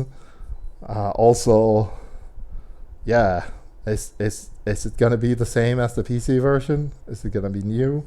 I'm both super excited and terrified. Funnily enough, I probably feel the same way as Natsuki about the event. I'm more excited for it to be over so I can spend more time with Sayori and Natsuki. And Natsuki, he says, huh, at the festival. But knowing Monika, I'm sure the event will be great too. Wow, there is no music here. You're the first one here. Thanks for being early. That's funny. I thought at least Yuri would be here by now. Monika's placing little booklets on each of the desks in the classroom. They must be the ones she prepared that have all the poems we're performing. The end, I found a random poem online that I thought Monika would like and submitted it. So that's the one I'll be performing. I'm surprised you didn't bring Sayori with you. Yeah, she overslept again, that dummy. You'd think on days this important she'd try a little harder. I say that, but suddenly remember what Sayori told me yesterday, and I suddenly feel awful knowing it's not nearly that simple for her. I only said it because it's the way I'm used to thinking. But maybe I should have gone to wake her up after all? You should take a little responsibility for her. I mean, especially after your exchange with her yesterday. You kind of left her hanging this morning, you know. She actually said that. Exchange? Monika, how do you know about that? Of course I do. I'm the club president after all. But, I stammer, embarrassed. Did Sayori really tell her about it all that quickly? That we're a couple now? I didn't really plan on bringing it up with anyone yet. Jeez, you don't know the full story at all, so don't worry. I probably know a lot more than you think. She does. Monika is being friendly as usual, but for some reason I felt a chill down my spine after hearing that. Hey, do you want to check out the pamphlets? They came out really nice. Yeah, sure. I grabbed one of the pamphlets laid out on the desks. Oh yeah, they really did. Something like this would definitely help people take the club more seriously. Yeah, I thought so too. Flip through the pages. Each member's poem is neatly printed on its own page, giving it almost a professional feel. I recognize Natsuki's and Yuri's poems from the ones they performed during our practice. What's this? I flipped to Sayori's poem. Hey, here we go. It's one I haven't read before. This is Sayori's poem. It just says, get out of my head, get out of my head, get out of my head, get out of my head, get out of my head, get out of my head, get out of my head, get out of my head, get out of my head. Get out of my head before I do what I know is best for you. Get out of my head, I listen to everything she said to me. Get out of my head, I show you how much I love you. Get out of my head, I finished writing this poem. But a poem is never actually finished, it just stops moving. Ah, what's this? Reading the poem, I get a pit in my stomach. What's wrong? Nothing. The poem feels completely different from everything else Sayori's written. But more than that, I changed my mind. I'm going to get Sayori. Well, alright. Try not to take too long, okay? I quickly leave the classroom. Don't strain yourself. Oh wait, don't strain yourself, Monika calls out after me. I quicken my pace. Here we go. What was I thinking? I should have tried a little bit harder for Sayori. It's not a big deal to at least wait for her or help her wake up. Even a simple gesture of walking her to school really makes her really happy. Besides, I told her yesterday that things would be the same as they have always been. That's all she needs, and that's what I want to give her. I reach Sayori's house and knock on the door. I don't expect an answer since she's not picking up her phone either. Like yesterday, I opened the door and let myself in. Sayori? She really is a heavy sleeper. I swallow. I can't believe I ended up doing this after all. Waking her up in her own house. That really is something that a boyfriend would do, isn't it? In any case, it just feels right. Outside of Sayori's room, I knock on the door. Sayori? Wake up, dummy. There's no response. I really didn't want to have to enter her room like this. Isn't it kind of a breach of privacy? Yeah, if you're the sensitive type, you should turn the stream off like right now. She really left me no choice. I gently opened the door. Okay, this really is the point of no return.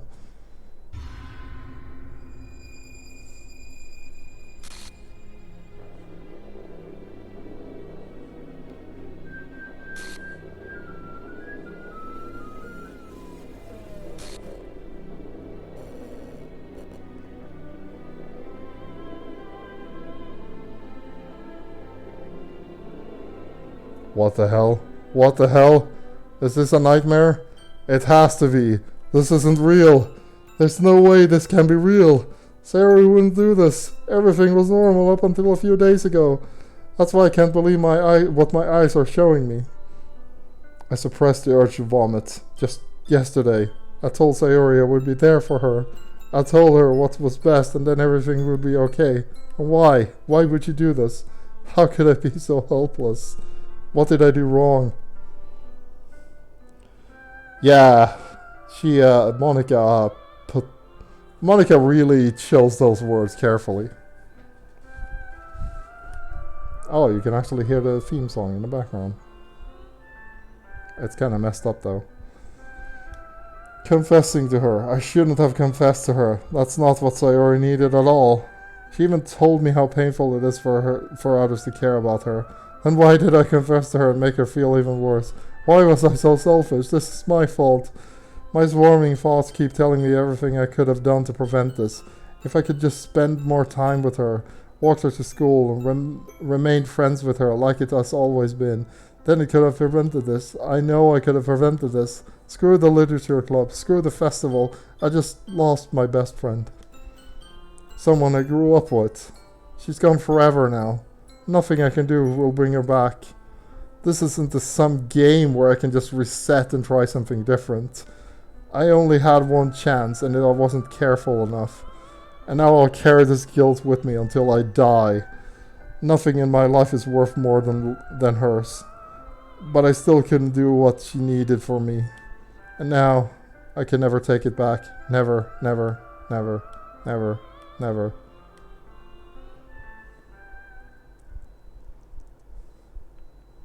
The end. Or...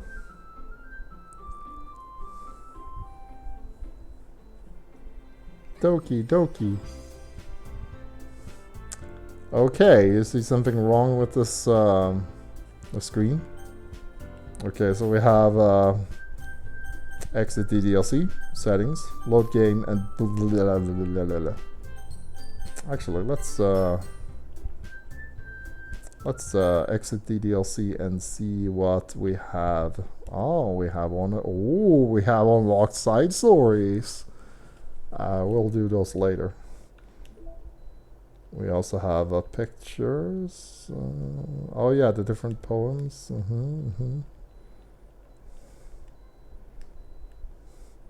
Very cool. We also have probably the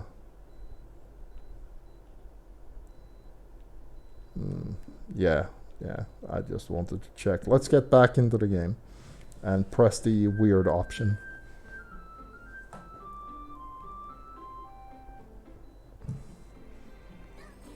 Oh wait, before we do that, it's time to do the giveaway. We hit that timer just a moment ago. I know we're all dying to get started on the game again, but I do have a giveaway. It's the game called Mørkredd. I don't know if Eli is with us still. Mørkredd means... it's a Norwegian game. It's a horror/puzzler game. I thought it was pretty fitting. Especially considering what we're looking at, because look at this menu screen. What happened to... That's supposed to be Sayori standing there. Anyway. The game is called Mørkredd. I'll post the...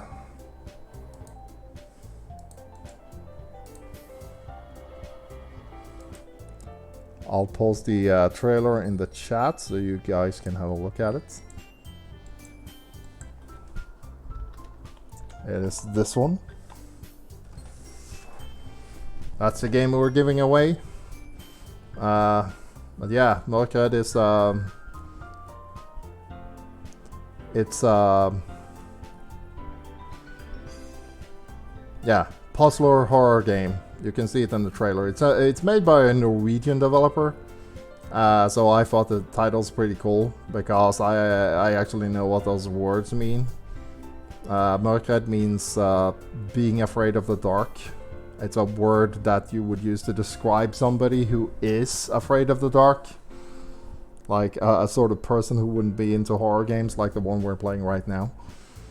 If you want the game, because it is free, you know what to do.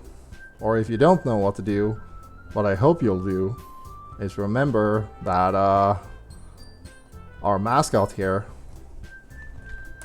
that you're looking at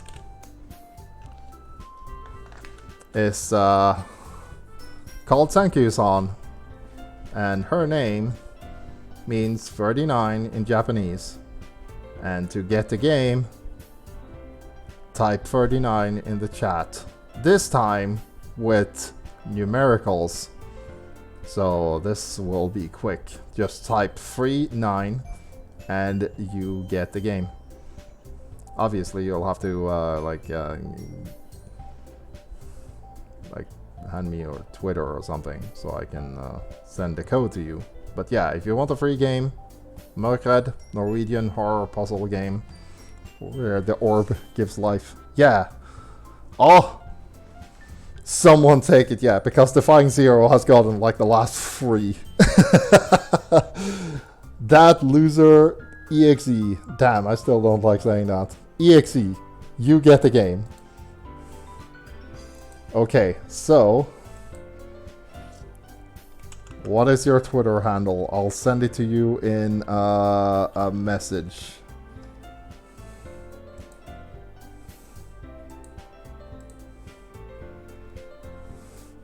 You type 39, you win the game. What is your Twitter handle?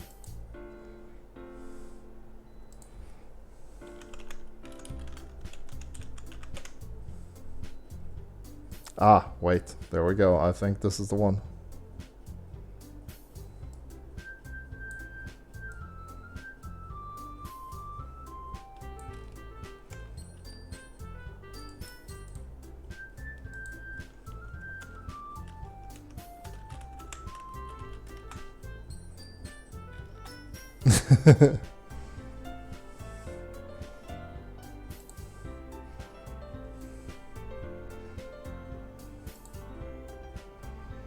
Now, let's see. There we go.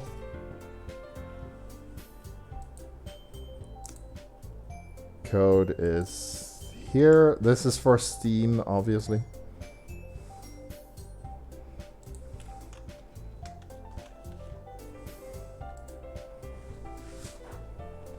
There we go. You should have it in your PMs, like right now. Let's see, how are you doing on time? Oh, I still have another hour to go.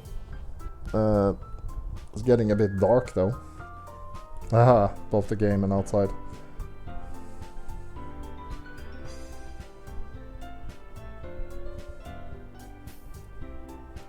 It's so weird every time you do these. My brain goes, wait, like that's the answer, that's all I do. And I just sit here thinking. Yeah, I don't want to make it too hard, but I want to make it somewhat random. But like I said, Defying Zero has gotten like the last 3. And the last, especially the last one, I was a bit surprised because there were like 20 people in here and he still got it.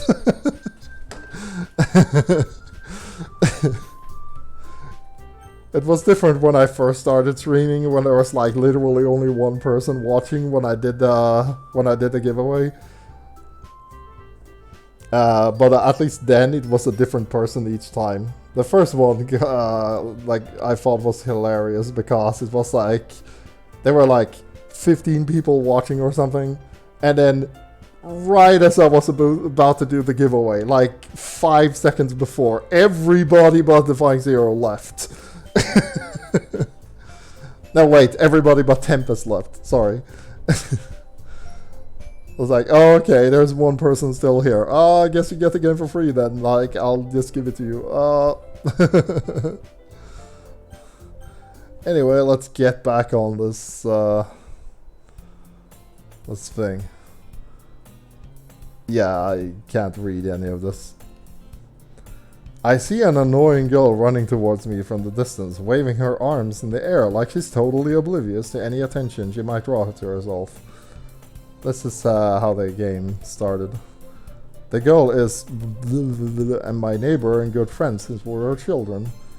You know, the kind of friend you'd never see yourself making today, but it just kind of works out because you've known each other for so long. We used to walk together to school. We used to walk to school together on days like this, but starting around high school, she would oversleep more and more frequently, and I would get tired of waiting up. But if she's going to chase after me like this, I almost feel better off running away. However, I just sigh and idle in front of the crosswalk and let it catch up to me.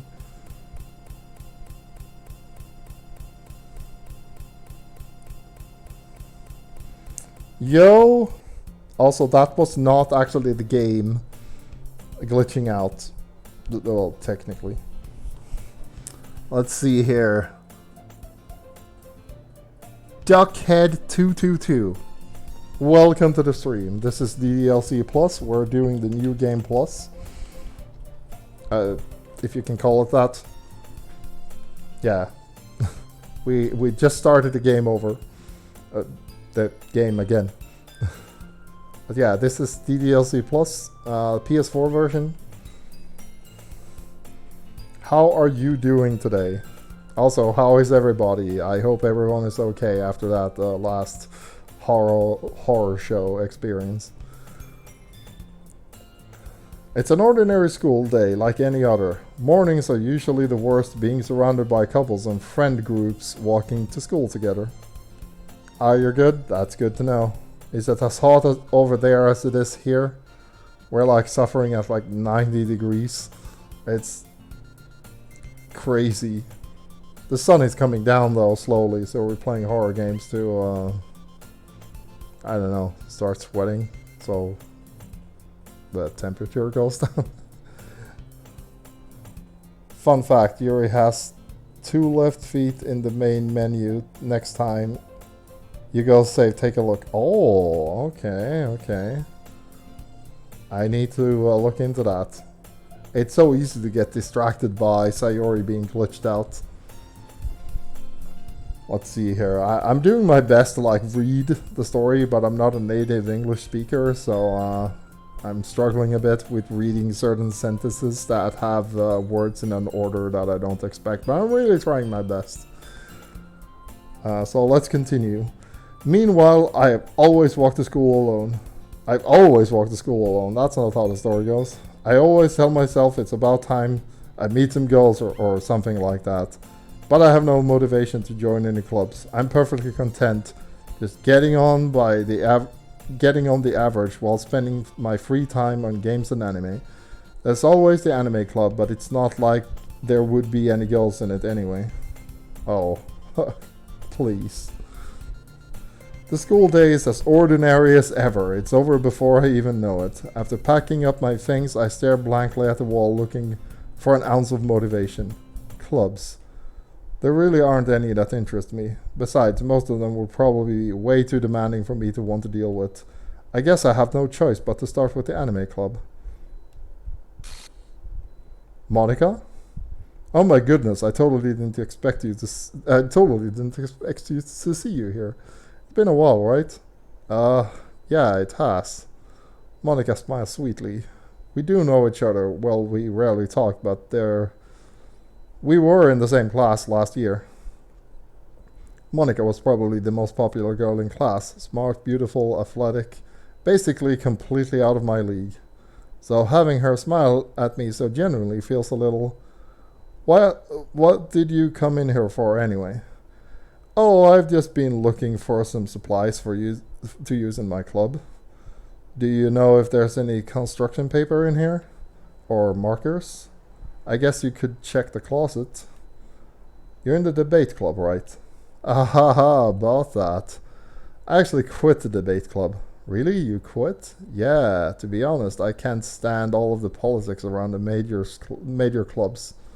It feels like nothing but arguing about the budget and publicity and how to prepare for events. I'd much rather take something I personally enjoy and make something special out of it. It's so weird how there's no music here. It kind of throws me off. In that case, what club did you decide to join? Actually, I'm starting a new one. A literature club. I'm not sure what that was. Literature? That sounds kind of dull. How many members do you have so far? It's kind of embarrassing, but there really only are 3 of us so far. Not 4. It's really hard to find new members for something that sounds so boring. Well, I can see that. But it's really not boring at all, you know? Literature can be anything. Reading, writing, poetry. I mean, one of my members even keeps her manga collection in the club room. Wait, really? Yeah, it's funny, right? She always insists that manga is literature too. Well, it is, obviously. I mean, it's printed on paper with, like, text and stuff. I've been studying too much printing. I find it fascinating. But, she always insists that manga is literature too. I mean, she's not wrong, I guess. And besides, a member is a member, right? Did Monica just say she? Hey, Mika. By any chance, are you still looking for a club to join? I mean, I guess so, but in that case, is there any chance you could go do me a big favor? I won't ask you to join, but if you could at very least visit my club, it would make me really happy. Please? Well, I guess I have no reason to refuse. Besides, how could I ever refuse someone like Monika? Sure, I guess I could go check it out. Ah, awesome. You're really sweet. You know that? It's nothing really. Shall we go then? I'll look for the material some other time. You're more important. Yeah, she just instantly went and grabbed the guy. And thus today marks the day I sold my soul to Monika instead of Sayori. And her irresistible smile. I dejectedly follow Monika across the school and upstairs, a section of the school I rarely visit. Monika, full of energy, swings open the classroom door. Whoa! That was creepy. I'm back, and I brought a guest with me. Eh? A guest? Seriously, you brought a boy? Way to kill the atmosphere. Don't be mean, Natsuki. But anyway, welcome to the club, Mika. All words escape me in this situation. This club is full of incredibly cute girls. So, let me guess, you're Monika's boyfriend, right? What? No, I'm not. Natsuki? Girl with the sour attitude whose name is apparently Natsuki is one I don't recognize. Her small figure makes her look like a first-year student. Anyway, this is Natsuki, energetic as usual, and this is Yuri, the vice president. Sayori used to be the vice president. Oh, thank you for following. I finally get to see my new follow animation in I just set that thing up. That's the first time I saw it. Thank you. Yeah, I stream horror games on Thursdays, Muso games on Mondays. Welcome to the club. Thank you once again.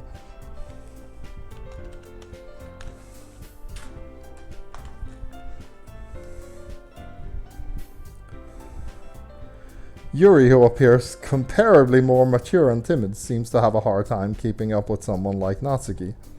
Yeah, it's nice to meet you both. So I ran into Mika in a classroom. Sorry about the spelling. It's Mika Kara Zor-El. It's my actual name, but it's too long to type out. So it's KZE.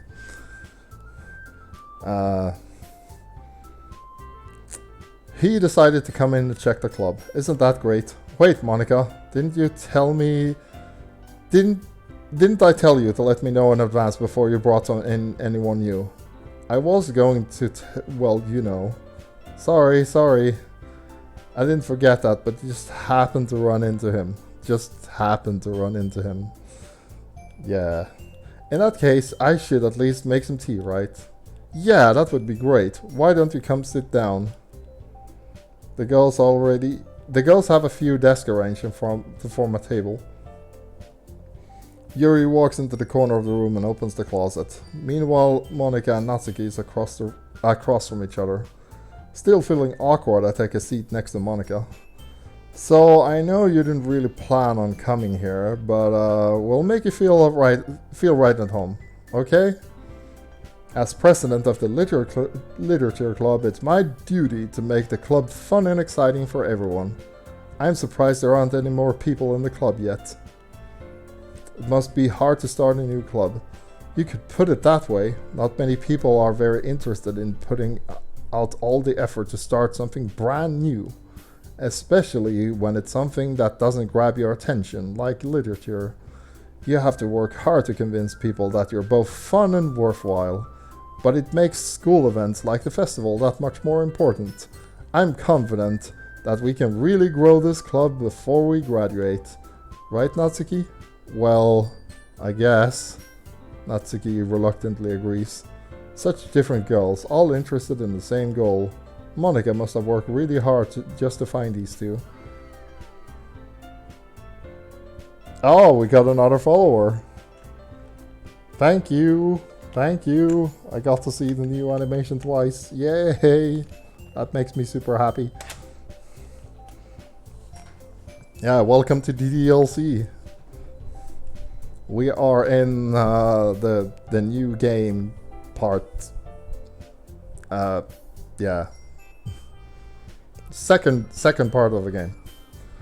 This is when the weird stuff starts happening. We already saw a couple of those instances, but right now things are pretty chill. Don't be surprised if you see some crazy stuff though. Yuri returns to the table, carrying a tea set. She carefully places a teacup in front of each of us before setting down the teapot in the middle. You keep a whole tea set in this classroom? Don't worry, the teachers give us permission. After all, doesn't a hot cup of tea help you enjoy a good book? Yeah, I guess. I should try that myself. I usually I almost always read during breaks at work.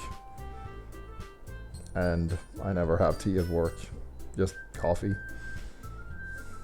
And again, coffee is pretty nice. Don't let yourself get intimidated. Yuri is just trying to impress you. Huh? That's not... Insulted, Yuri looks away. I meant that, you know, I believe you. Well, tea and reading might not be a pastime for me, but at least I enjoy tea. I'm glad. Yuri faintly smiles to herself in relief. So, what kind of things do you like to read? Well, considering how little I've read in the past few years, I don't really have a good way of answering that. Okay, I'll answer on a personal note. I read a lot of Chinese classics recently. Dynasty Warrior. Well, I play Muso games on Monday, so I decided to read Romance of Three Kingdoms. That took 3 months, because man, that hard book is hard. It's like, I don't know, what is it, 2,500 pages or something. And I am also currently reading Sun Tzu, The Art of War. And I have some other stuff lined up. Monica is a coffee lady. I bet she is. I bet she is. That would explain a lot. Monica is special. Considering how little I've read these past years. Oh wait, manga.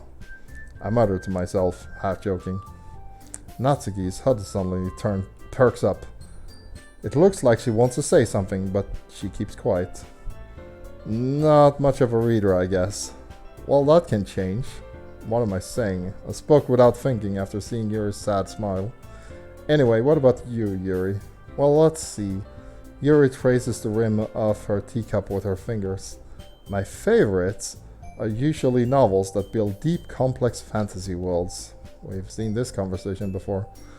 The level of creativity and craftsmanship behind them is amazing to me, and telling a good story in such a foreign world is equally impressive. Yuri goes on, clearly passionate about her reading. She seemed so reserved and timid since the moment I walked in, but it's obvious by the way her eyes light up that she finds comfort in the world of books, not people. But you know, I like a lot of things. Stories with deep psychological elements usually immerse me as well. Isn't it amazing how a writer can so deliberately take advantage of your own lack of imagination and completely throw you for a loop? I did hear an expression about reading books that I found to be very interesting. It basically says, reading a book is like thinking using somebody else's head. Which is pretty cool when you think about it. Like, yeah, it really is. Anyway, I've been reading a lot of horror lately, she says. Ah, I read a horror book once. I desperately grasp at something I can relate to at a minimal level. At this rate, Yuri might as well be having a conversation with a rock. Aha, I expected that from you, Yuri. It suits your personality. Oh, is that so? Really, if a story makes me think or takes me out to another world, then I really can't put it down. Surreal horror is often successful at changing the way you look at the world, if only for a brief moment. I hate horror. Why is that? Well, Natsuki's eyes dart over me for a split second. Never mind. That's right, you usually have to write about cute things, don't you? What? What gives you that idea? You left a piece of scrap paper behind the last club meeting. It looks like you were working on a poem called "Don't Say It Out Loud and Give It Back." Fine, fine. Natsuki, you wrote your own poems? You write your own poems? Well, I guess sometimes. Why do you care? I think that's impressive. Why don't you share them sometime? No! Natsuki averts her eyes. You wouldn't like them. Ah, not a very confident writer yet. I understand how Natsuki feels. Sharing that level of writing takes more than just confidence. The truest form of writing is writing to oneself. You must be willing to open up to your readers, exposing your vulnerabilities and showing even the deepest reaches of your heart. Do you have any writing experience too, Yuri? Maybe if you share some of your work, you can set an example to help Natsuki feel more comfortable enough to share hers. And she just sinks down. I guess it's the same for Yuri. We all sit in silence for a moment. Hey, just got an idea. How about this? Natsuki and Yuri look quizzically at Monika. Let's all go home and write a poem of our own. Then, next time we meet, we'll share them with each other. That way, everyone is even. I mean, I thought it was a good idea. Well, I think you're right, Monika. We should probably start finding activities for all of us to participate in together.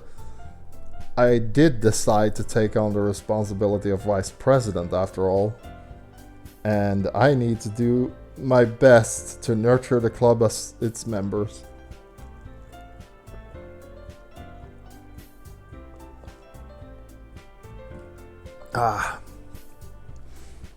Sorry. Had to take a sip. It's hot. Incredibly hot. So hot. But yeah. If you're still listening, if you need some water, go get some water. Hydration is very important.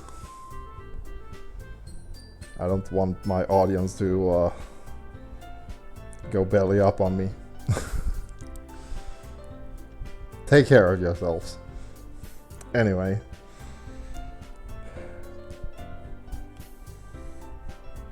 Besides, now that we have a new member, it seems like a good step for us to take.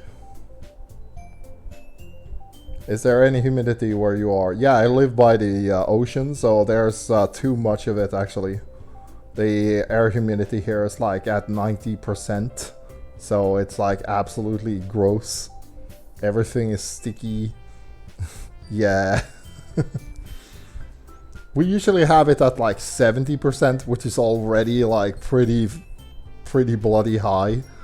But 90 plus, that's like, yeah, water just does not like go away. It's really hard to keep dry. I had to switch clothes several times today. I think this is I'm on my third shirt. No, fourth shirt.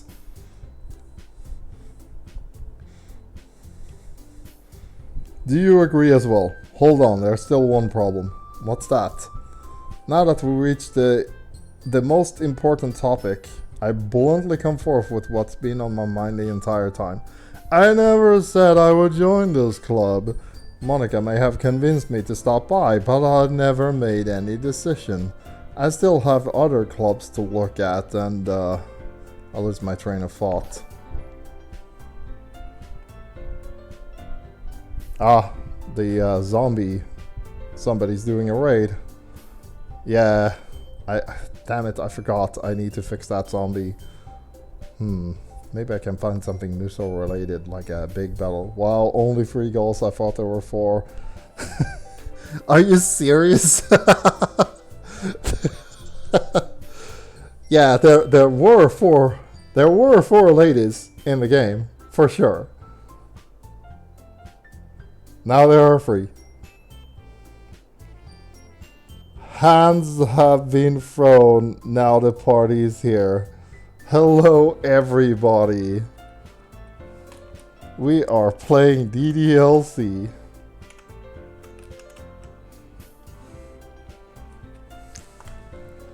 How did Streets of Rage go? Because I heard, well, I did see and did try also for a little bit myself. Mr. X's Nightmare is out on that game. I have seen that I have unlocked 2 of the side stories, but it kind of feels weird to see them now. It's so fun, it's so fun. Yeah, that survival mode looked pretty hot for sure.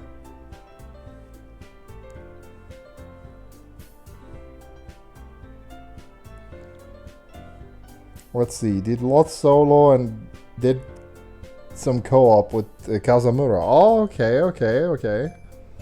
So you can play survival mode in co-op? Because that's pretty cool.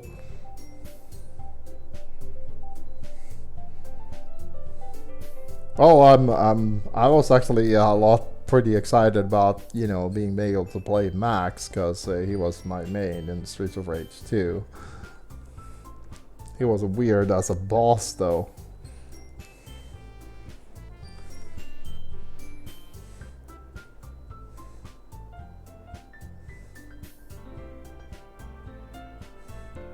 But yeah, thank you for the raid. Thank you so much for the raid. We still have some ways to go. Yeah, just quick heads up. We're in the part of the game where things start getting pretty weird. Right now, we're having a perfectly normal conversation that is following the script quite nicely, but we already had some weird... I'm not sure I would call them jump scares. They're more odd.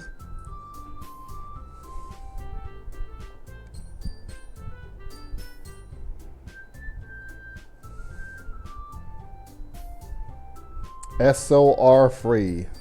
Streets of Rage free, like you mean the Genesis version, or like the PC version, or I mean Streets of Rage has been on like... I personally own like several copies of the game in like various formats. SOR free on PS4. Okay, so Sega Genesis collection, is that it? Also, if you do have it on the Sega Genesis collection,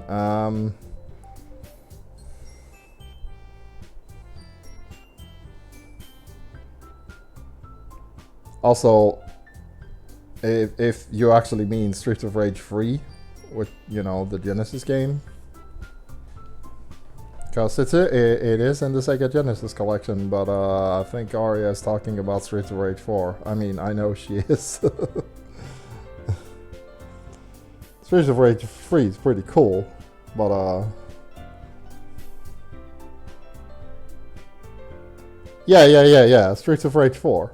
That's the new one. It only took them, what, 20 years?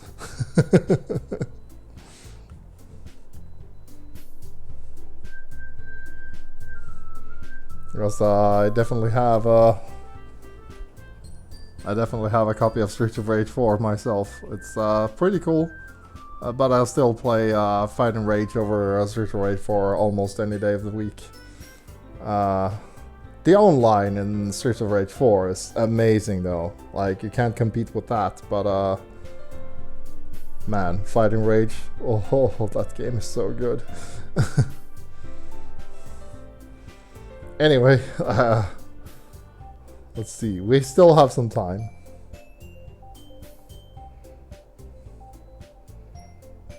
Let's see, I'll say this. Oh, okay, I'm curious about this. Yeah, especially if it's about Streets of Rage 4, because I know you had some reservations about the current build of that game, or the last build of that game. Man, we have so many viewers now. Thank you so much, everybody. I already gave away the game though, so if you're here for the free giveaway, it's already gone. I'm sorry. The DLC puts Streets of Rage 4 right up there with RCG for me. Yeah, I can see that. I would need to dig into the survival mode more though. It looks like it's really good. But I only saw like part of it and then I had to get on the stream myself.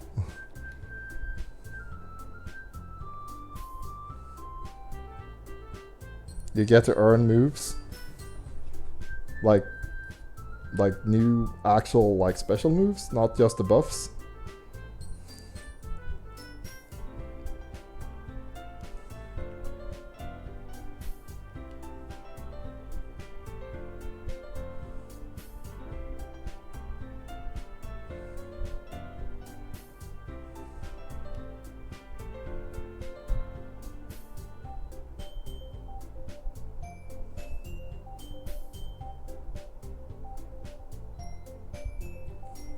Those moves you earn, you can actually set as opposed to specific special. It basically lets you customize your characters. Ah.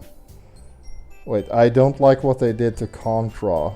That is a completely different thought. What you mean, .emu, or what Konami did to Contra, or are you talking about Roll Core, or yeah, there's a lot of options there.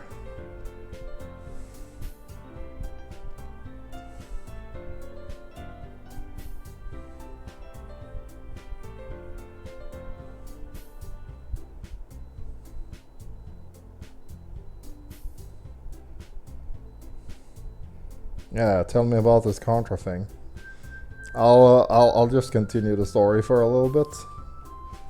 We've been keeping this girl waiting for long enough. But yeah, tell me about the Contra stuff, I'm interested. Let's see, the girls that change glances before Monica turns back to me. I guess I need to tell you the truth. This thing is, we don't have enough members yet to form an official club. We need 4. Oh yeah, cause you got rid of one. And I've been trying really hard to find new members, and if we don't find one more before the festival, I'm defenseless against these girls. How am I supposed to make a clear-headed decision when it's like this? I would feel terrible for letting everyone down in this situation, and besides, the club itself seems pretty relaxed. So if writing poems is the price I need to pay in order to spend every day with these beautiful girls, right, okay, I've decided then. I'll join the literature club. The guy doomed himself once again. One by one, the girl's eyes light up. Oh my goodness, really? Do you really mean that? Why are you asking this? You know how this game goes. Yeah. It could be fun, right? You really did scare me for a moment. I mean, if you really just left after all of this, I would be super pissed. I'm so happy. We can become an official club now. Thank you so much for this. You really are amazing. I'll do everything I can and to give you a great time, okay? Thanks, I guess. Okay, everyone. I think with that we can officially end today's meeting with a good note. You don't want to get Natsuki mad. Actually, like, Natsuki getting mad is not, she's like, Natsuki is like very, you don't want to make her sad. If you make her sad, that is, you're a horrible person. Making her mad, it's not a biggie, she's just a tsundere, it's like, it'll be fine, it'll be fine. This lady, however, you do not want to mess with. Trust me. It's kind of hard to mess with Monica, though. I'm not even sure you can make her mad, but man, you do not want to make her angry. Write a poem to bring the... anyway, let's see. Write a poem to bring to the next meeting so we can all share. Monica looks over at me once more. I look forward to seeing how you express yourself. Yeah, we just sped through the intro again. I already feel the anxiety welling up inside of me. Meanwhile, the girls continues to chit-chat. Yuri clears up the tea set. I guess I'll be on my way then. Okay, I'll see you tomorrow then. I can't wait. Yeah, we skipped a lot. He just goes home by himself, like he said he always did. With that, I depart the club room and make my way home. The whole way, my mind wanders back and forth between the three girls, Natsuki, Yuri, and of course Monika. Will I really be happy spending every day after school in a literature club? Perhaps I'll have the chance to grow closer to one of these three girls. Alright! I just need to make the most of my circumstances, and I'm sure good fortune will find me. And I guess that starts with writing a poem tonight.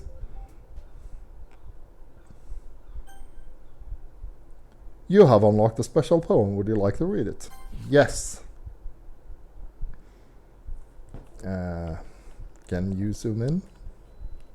Ah, damn it. I clicked it away. There's a character missing here. Actually, there's two characters missing here. Okay, let's try to write one specifically and get that trophy. Let's see here. Candy.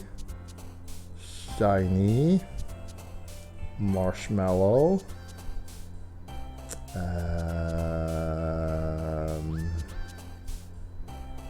Spinning. Puppy.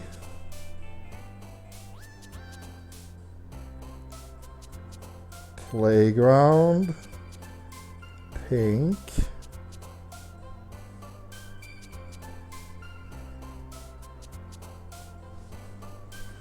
If you end up liking this game, try Deathmark sometime. Oh, you don't know. I've been playing the DDLC theme song on every stream since I started.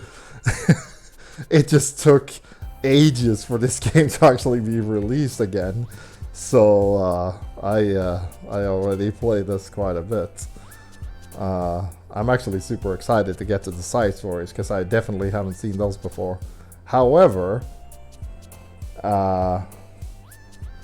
Deathmark is something I'm not familiar with. I'm gonna have to look into that. Is that a Steam game or on the PS4, a Switch game? Do I... Ah. What is Deathmark out for? That's what I'm interested in. Because if it's a Switch exclusive, then it's off limits.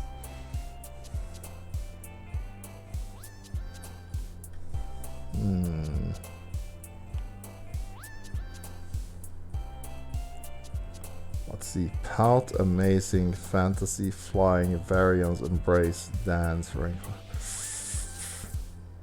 What is the one for Natsuki here?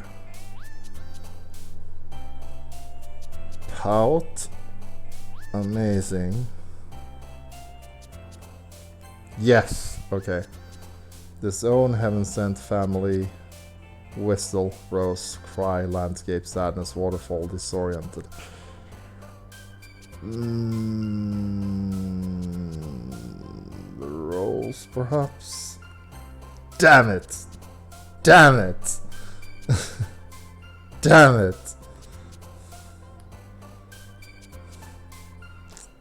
Okay, we failed. Papa?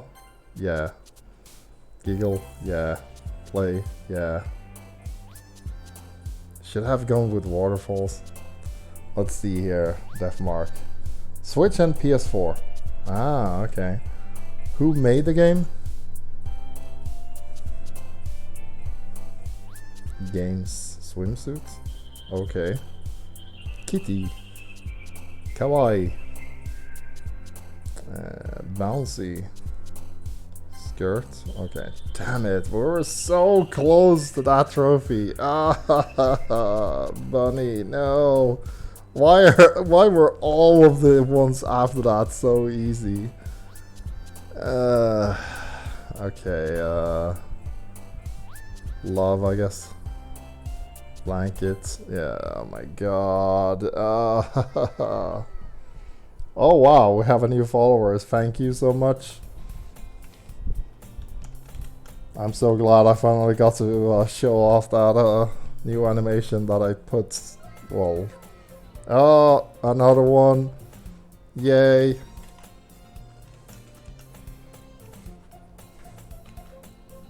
The animation is themed after Muso Monday. I mean, obviously, that's how this whole stream started out. I decided to add another day and play horror games on Thursdays, but initially it was just Muso Monday and nothing else. Yuri's best option. Man, I've been getting a lot of that today. What is it that makes people like Yuri so much? She's a psycho, and you all know it.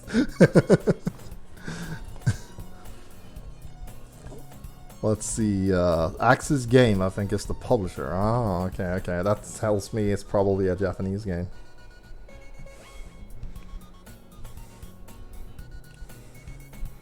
But, man, getting so many followers in a new day, man, playing this game was totally the right choice. I'm glad this game is gonna last us a while. She's the only one with knife. Yuri's definitely the only one with a knife. Glad to see you didn't run away from us. This might be a little strange for me, but at least I keep my word. Is there something up with the screen, or is that just me? I'm back at the literature club. I was the last to come in, so everyone else is already hanging out. Oof. What was that? Thanks you for keeping your promise. I hope this isn't too overwhelming of a commitment for you. Making you dive headfirst into literature when you're not accustomed to it. Oh, yeah, something is definitely up with the screen.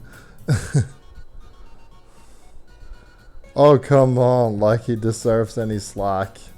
You already had to be dragged here by Monica.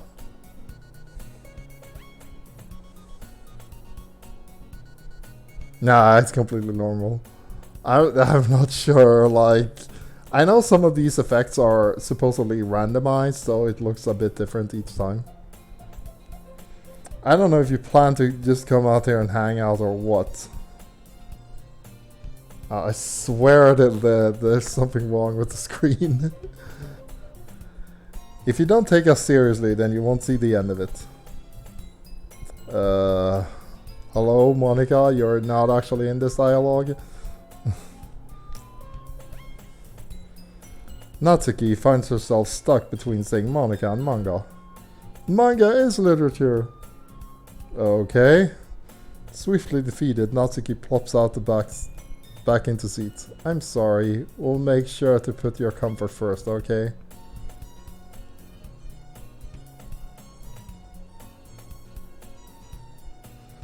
Yuri shoots Natsuki with a disappointed glance. Anyway, now that you're in the club and all, perhaps you might be have interest in picking up a book to read.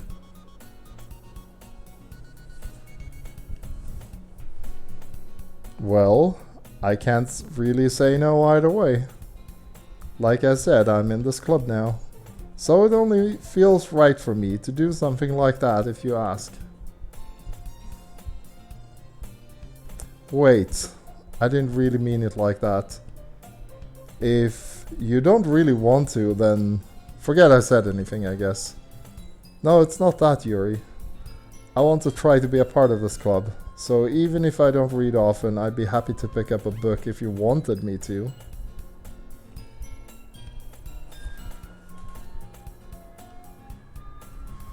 Are you sure? Just felt like, well, as vice president and all. Have a Natsuki cupcake. You're not yourself when you're hungry. Yeah. That I should help you get started on something you might like. Yuri reaches into her bag and pulls out a book. I didn't want you to feel left out, so I picked up a book that I thought you might enjoy. It's a short read, so it should keep your attention even if you don't usually read. And we could, you know, discuss it if you wanted. I do like Yuri's long hair though, that's amazing. How is this girl accidentally being so cute? I would grow my hair like that if I only could. I tried, but it's freaking impossible. She even picked out a book she thinks I'll like, despite me not reading much. Yuri, thank you, I'll definitely read this. I enthusiastically take the book. Phew! Well, you can read it at your own pace. I look forward to hearing what you might think. Now that everyone is settled in, I expected Monika to kick off some scheduled activities for the club, but that doesn't seem to be the case. Yuri is already buried in a book. I can't help but notice her intense expression, like she was waiting for this chance. Meanwhile, Natsuki is rummaging around the closet. Ugh. I hear Natsuki utter an exasperated sigh from within the closet. She seems to be annoyed by something. I approach her in case she needs a hand. You looking for something in there? Fucking Monika! No. Yeah, okay. That was totally what she said. She never puts my stuff back in the right spot. What is the point of keeping your collection organized if someone else is just gonna mess it up? Natsuki slides a bunch of stacked books and boxes across the shelf. Manga. You read manga, right? Ah, sometimes. Manga is one of those things where you can't admit you're really into it until you figure out where the other person stands. I disagree with that, I don't care. I mean, none of my coworkers actually like think super highly of manga, but who cares what they think? It's my collection.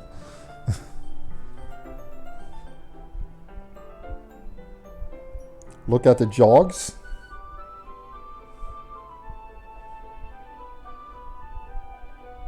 Look at the jogs.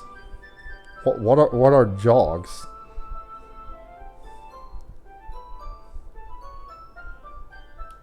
How did you know anyway? I heard you bring it up at some point. Ah, the logs? You mean the logs like history or something?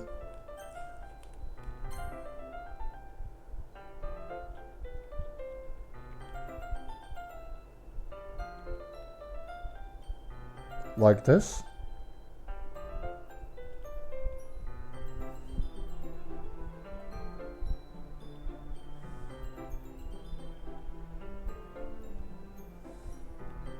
It only has the conversation with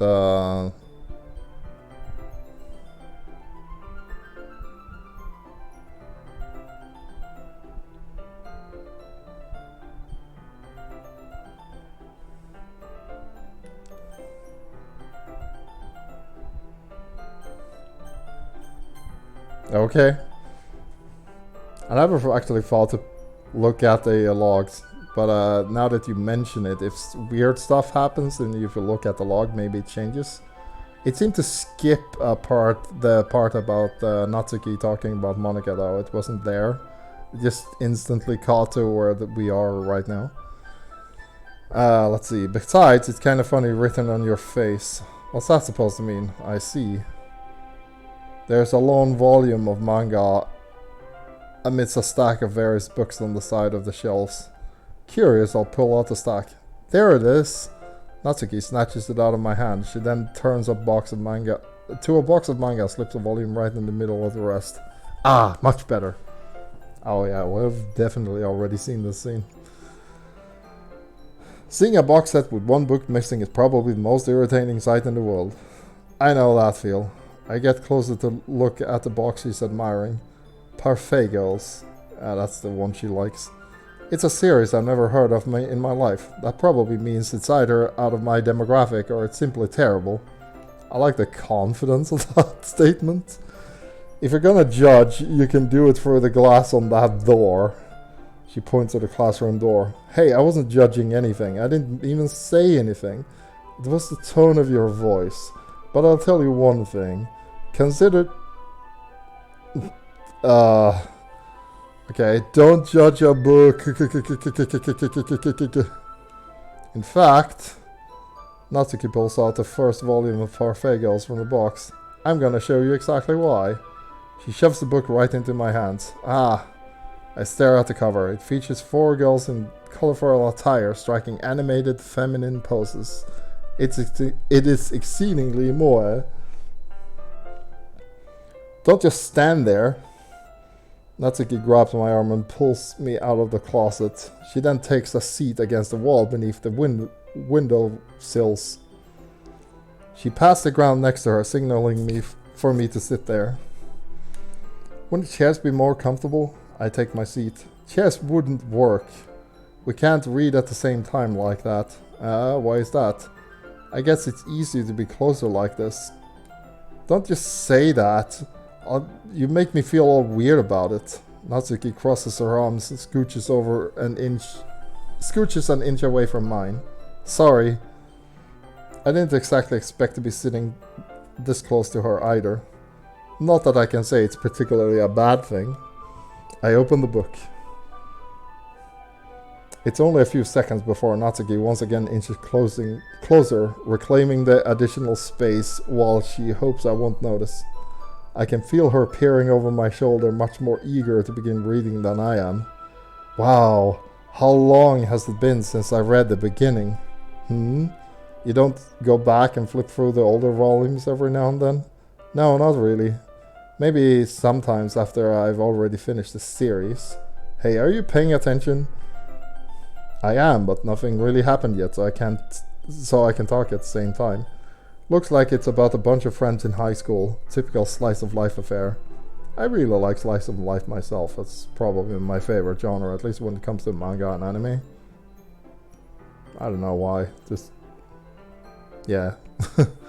I kinda grew up out of these since it's rare for the writing to be entertaining enough to make up for the lack of plot. That's not the point, MC guy. Oh, I know this one. Are you sure this isn't boring for you? It's not. Even though you're just watching me read? Well, I'm fine with that. If you say so. I guess it's fun sharing in something you like with someone else. I always get excited when I convince any of my friends to pick up a series I enjoy. Speaking of which, everybody should read Fist of the North Star. If you haven't already, just do it now. You can turn off the stream if you want to. Just go read Fist of the North Star. It's the best.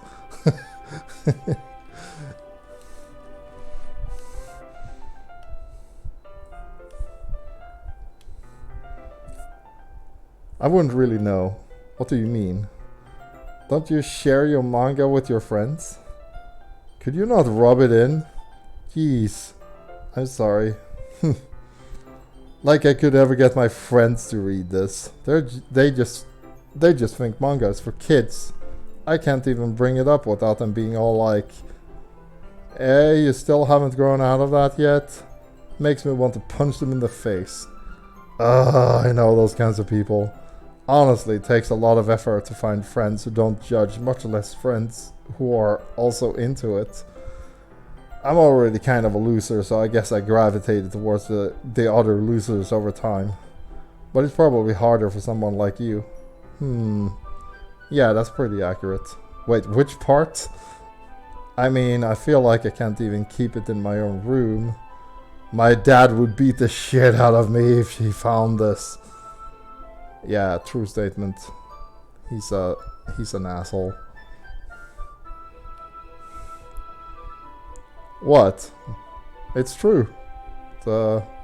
Just the dialogue changed to what she was actually thinking instead of what she was actually saying. That's not weird at all. At least it's safe here in the club room. Except Monica is kind of a jerk about it. Just can't win, can I? Well, it paid off in the end, didn't it? I mean, here I am, reading it. Well, it's not like that solves any of my problems. Maybe. But at least you're enjoying yourself, right? So... Geez, that's enough. Are you gonna keep reading or what? Yeah. I flipped the page. Time passes. Natsuki is strangely quiet now. I glance over at her. Looks like she started to fall asleep. Hey, Natsuki. Yeah. Suddenly Natsuki collapses straight into me.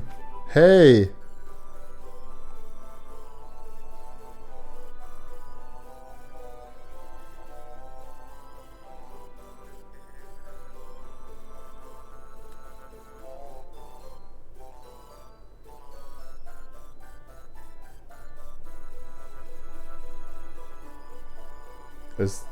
Is the vibrations matching the music?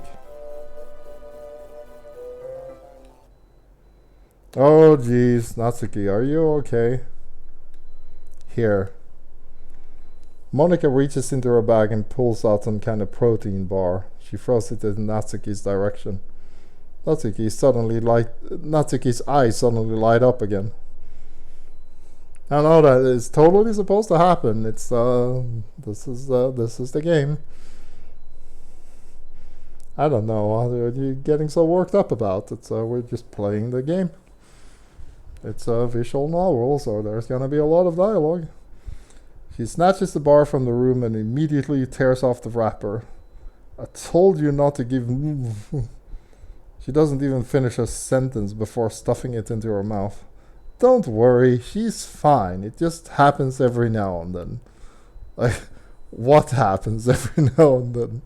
That's just why I always keep a snack in my bag for her. Anyway, why don't we all share poems now?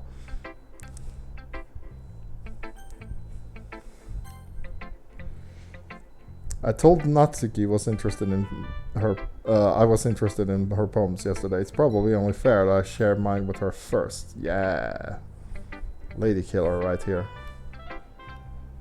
Okay, well let's start with the things I don't like. First of all, Natsuki rereads my poems. Never mind, I don't feel like giving you my opinion. Then what was the point of sharing it in the first place? I wrote this when I could have been doing other things. In fact, I remember how I said I wanted to read your poems. That's what I had in mind when I wrote this. I want to help you feel comfortable enough to share yours. Like Monica said. Well, I would be more comfortable sharing my poem if yours was really bad. You were supposed to show me some dumb poem, make me go, ha, well it's not that great, but let me show you how real literature looks like. And you went and ruined it. I hope you're happy. So in other words, you're saying you liked it. Ugh. Natsuki's retort gets caught in her throat. You're so... You don't understand anything, do you? I already told you. You don't have to go announcing it to the world like you're all self-important. I'm pretty sure I never actually said that. I say it mostly to myself. Natsuki must really hate me or something. I can't figure out if it's a win or loss that she liked my poem. In any case, you still need to show me yours, right? Fine, I guess. Only because Monica will make me if I don't.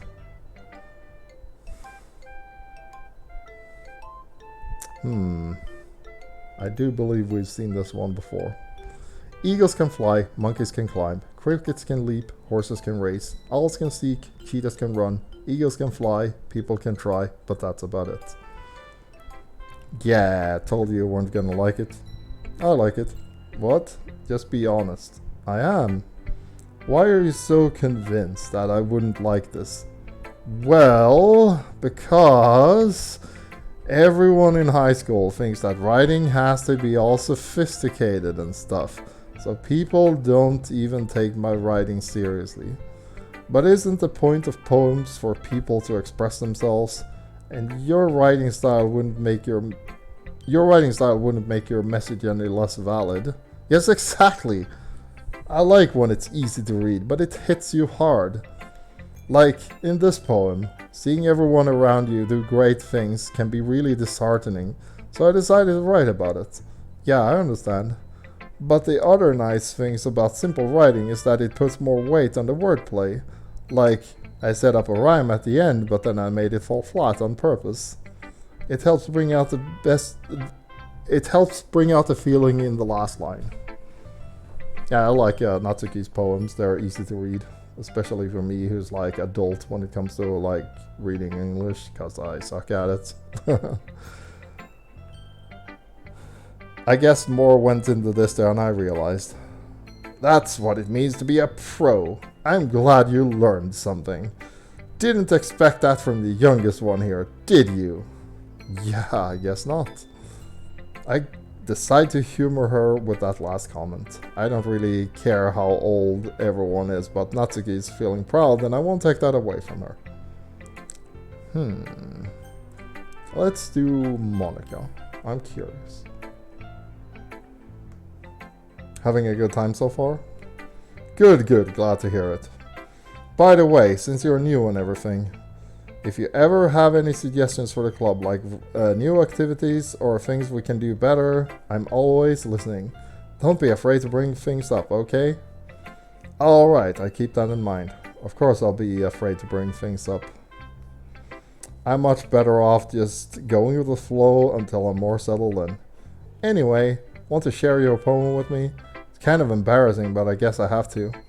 Haha, don't worry. We're all a little embarrassed today, you know. But it's that sort of barrier that we'll all learn to get past soon. I actually used to practice stuff like this in, what would you even call that? It's above high school, but it's below college.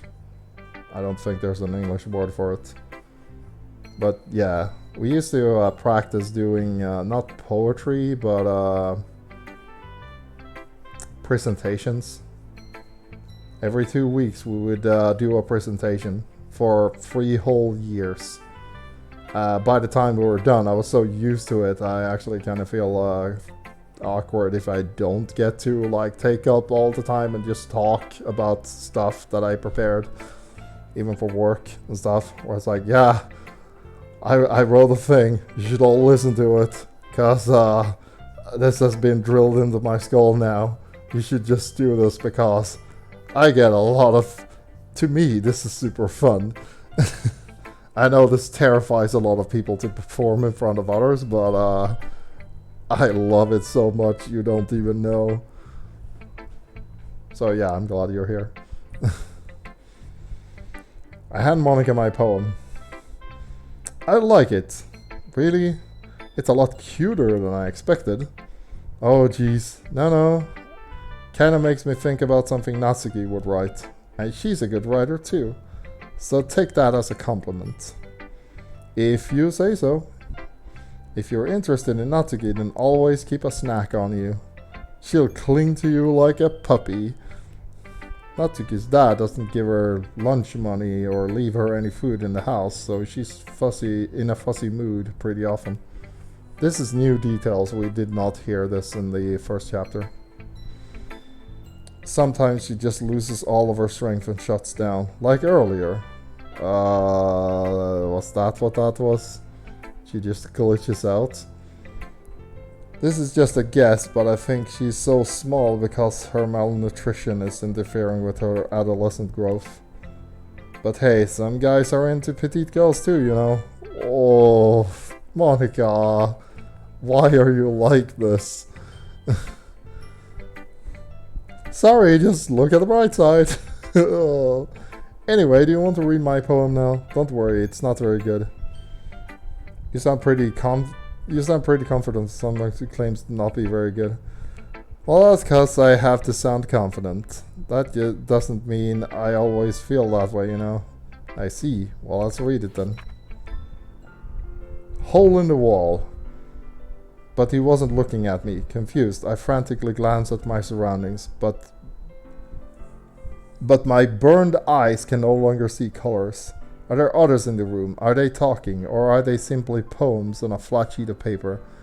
That sound of frantic scrawling playing tricks on my ears. The room begins to crinkle, closing in on me. The air I breathe dissipates before it reaches my lung. I panic. There must be a way out. It's right there. He's right there. Swallowing my fear, I brandish my pen. So, what did you think? It's very free form, if that's what you call it. Sorry, I'm not really the right person to ask for feedback. It's okay. Yeah, that kind of style has gotten pretty popular nowadays. That's a lot of poems have been putting emphasis on the timing between words and lines. When performed out loud, it can be really powerful. What was the inspiration behind this one? Well, I'm not sure how I know how to put it. I guess you could say I had some kind of epiphany recently. It's been influencing my poems a bit. An epiphany. Yeah, something like that. I'm kind of nervous to talk about deep stuff like that because it's kind of coming on strongly. Maybe after everyone is better friends with each other. Anyway, here's Monica's writing tip of the day. Sometimes when you're writing a poem or a story, your brain gets fixated on a specific point. If you try so hard to make it perfect, then you'll never make any progress. Just force yourself to get something down on paper and tidy it up later. Anyway, another way to think about it is this. If you keep your pen in the same spot for too long, you'll just get a big dark puddle of ink. So you just move your hand and go with the flow. That's my advice for today. Thanks for listening. Obviously we're gonna go with Yuri because she's the only one left.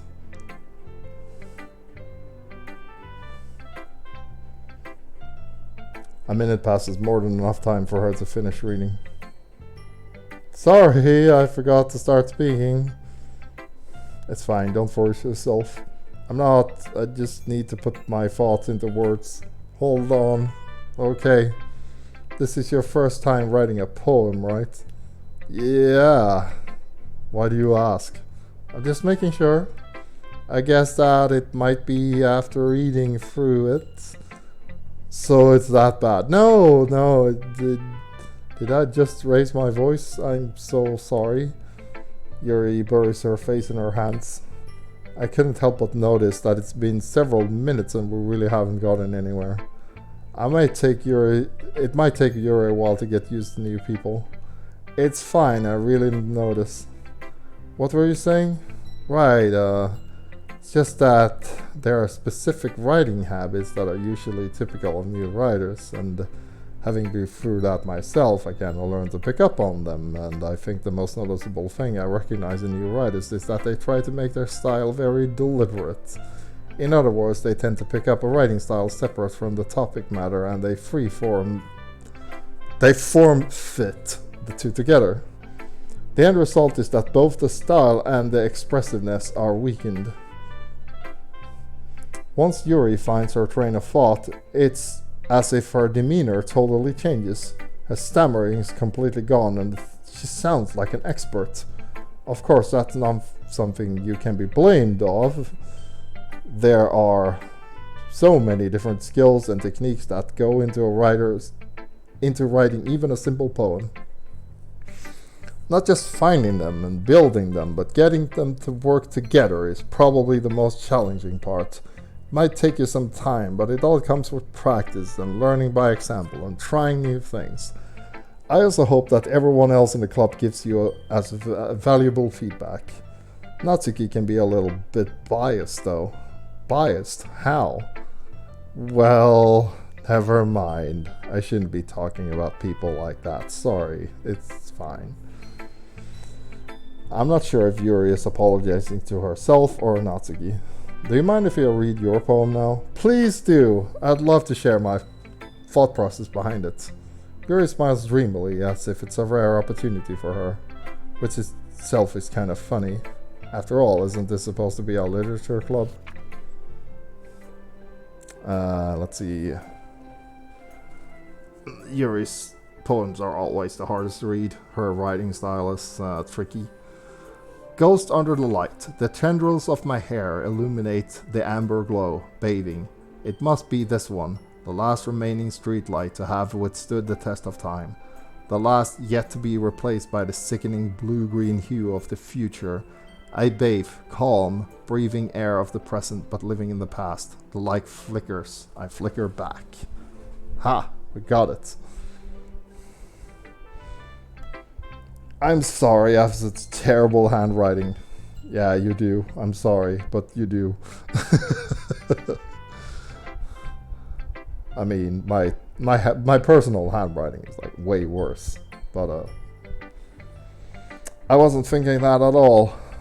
But it took you a long time to read. It didn't take me that long. Come on, give me some credit here. I just don't read script very often. I actually think your handwriting is pretty. I mean, that's true too. That's a relief. Also, I really like the poem. Even though it's short, it was really descriptive. It wasn't too short. I usually write longer poems. Not at all. I'm really glad you liked it, I'll be honest. Since it's our first time sharing, I wanted to write something a little more mild. Something easy to digest, I suppose. Are you into ghosts, Yuri? Or Actually, the story isn't about the ghost at all. Really? Must have totally missed the point. Well, I suppose you did only glance over it after all. But remember that poets often express their own thoughts, feelings, and experiences in their work. They usually do more than tell a simple story or paint a picture.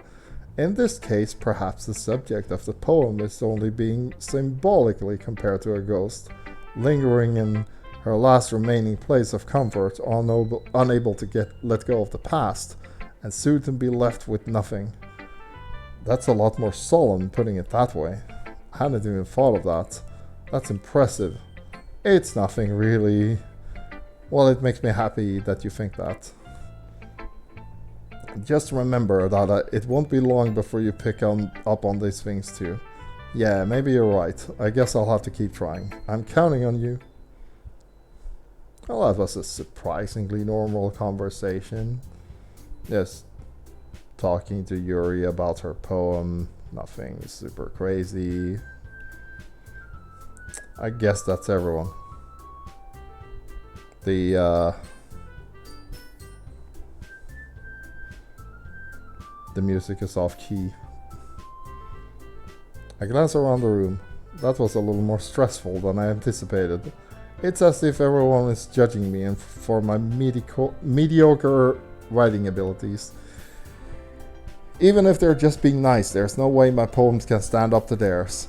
This is a literature club after all. I sigh. I guess that's what I ended up getting myself into. Across the room, Monica's writing something on her notebook. My eyes laid eyes on Yuri and Natsuki. They gingerly exchange sheets of paper, sharing their respective poems. As they read in tandem, I watch each of their expressions change. Natsuki's eyebrows furrow in frustration. Meanwhile, Yuri smiles sadly. What is this language? Did you say something? Oh, it's nothing. Natsuki dismissively returns the poem to the desk with one hand. I guess you could say it's fancy. Thanks. Yours is cute. Cute? Did you completely miss the symbolism or something? It's clearly about the feelings of giving up. How can that be cute? I know that. It just meant the language, I guess. I was trying to say something nice. Eh? You mean you have to try that hard to come up with something nice to say? Thanks, but it really didn't come out nice at all. Well, I do have a couple of suggestions. If I was looking for suggestions, I would have asked somebody who actually liked it. Which people did, by the way. Monica liked it, and Mika did too. So based on that, I'll gladly give you some suggestions of my own. First of all, excuse me, I appreciate the offer, but I've spent a long time establishing my writing style. I don't expect it to change anytime soon, unless of course I come across something particularly inspiring, which I haven't yet. And Mika liked my poem too, you know. And he even told me he was impressed by it. Natsuki suddenly stands up. Oh, I didn't realize you were so impressed in trying to impress our new member, Yuri. Invested. Ah, the music changed. That's not what Yuri stands up as well. Maybe you're just jealous that Mika appreciates my advice more than he appreciated yours. Huh? And how do you know he didn't appreciate my advice more? Are you that full of yourself? I know. It was, if I was full of myself, I would deliberately go out of my way to make everything I do overly cutesy. Well, you know what? I wasn't the one whose boobs magically grew size bigger as soon as Mika started showing up. Natsuki! Hey, Natsuki, that's a little... This doesn't involve you, they both say.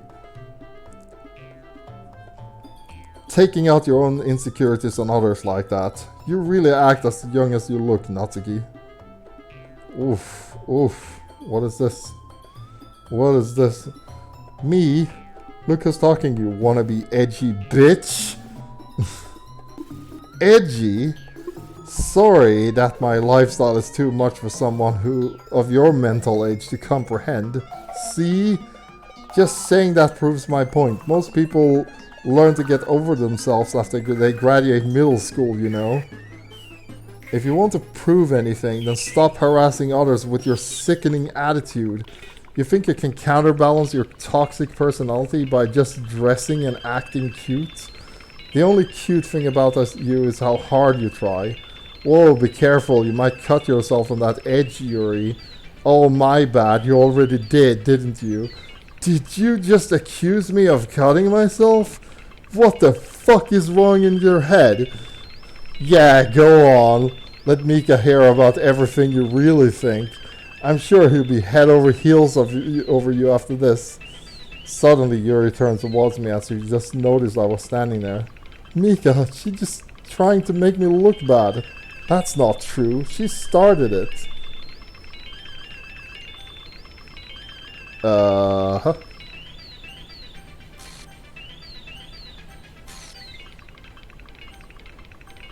Huh.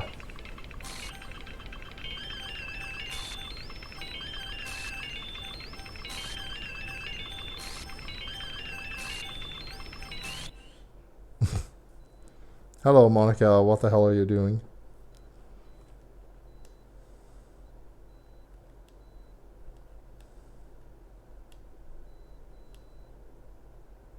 Why don't we step outside for a little bit? Yeah, well, sure.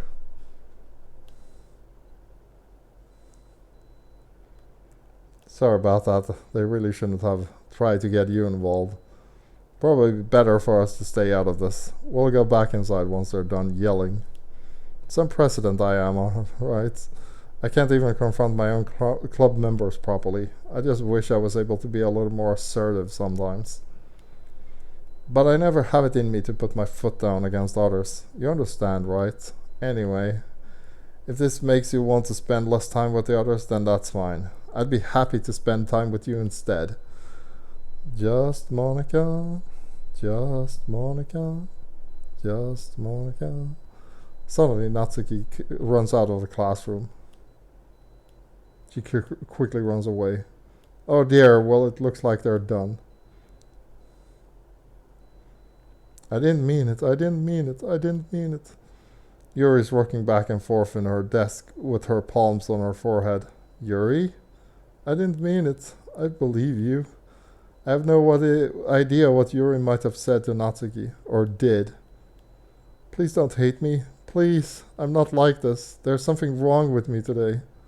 It's fine, Yuri. We know you didn't mean it. Besides, I'm sure Natsuki will forget all about it by tomorrow. Completely. Anyway, the meeting is over, so you can go home now if you want. Yuri looks at me like she wants to say something, but she keeps glancing at Monica. You can go first. I'd like to stay a little longer. I'm the president, so I should be the last one out. I'll wait for you to be done. Well, I'm the vice president, so please let me take that responsibility for today. Kind of sounds like you don't want me around or something. It's not that. I didn't get much of a chance to discuss my book with Mika. Seems like everyone wants Mika's approval and attention. They want the main character's attention. But the main character is the person playing the game, so yeah, I guess I guess I really don't have a choice, do I? I'm sorry for causing trouble, but okay, we're back here again. Okay, let's try this again. Let's nail this trophy. Let's nail this trophy. Marshmallow. Fun. Summer. Swimsuit.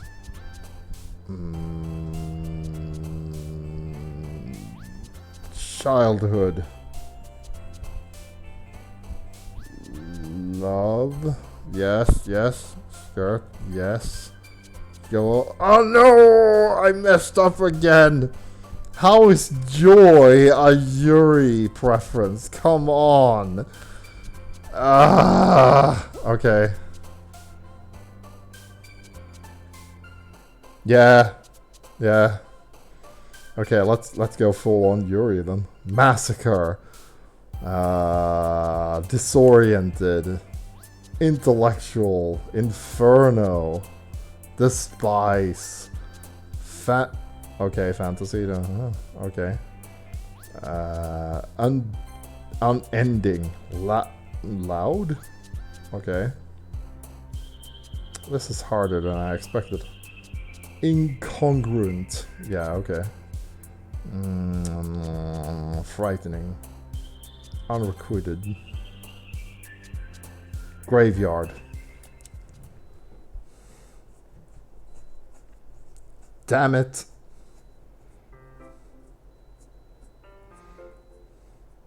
Let's see here.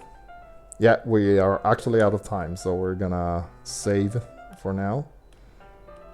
If I can figure out how to do that. Yep. There we go.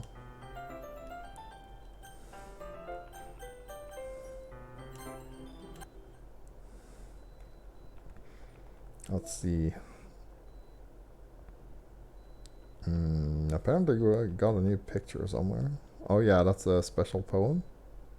No?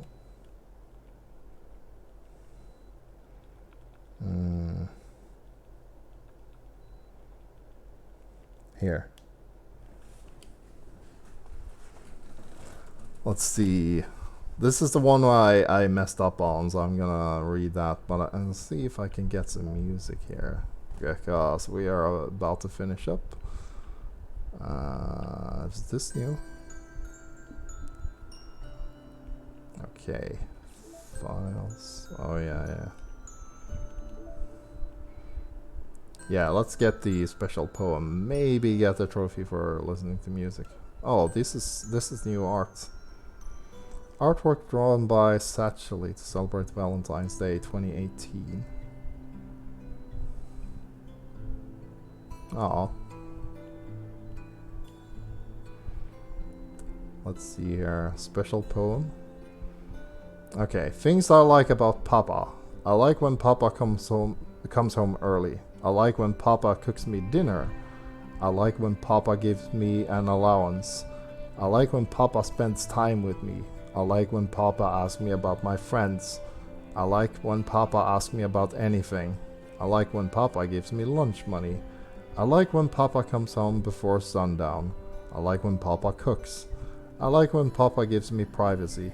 I like when Papa doesn't tell me how to dress. I like when Papa doesn't comment on my friends. I like when Papa doesn't comment on my hobbies. I like when Papa comes home without waking me up. I like when Papa keeps food in the house. I like when Papa uses his inside voice. I like when Papa leaves my stuff alone. I like when Papa accidentally drops coins on the couch.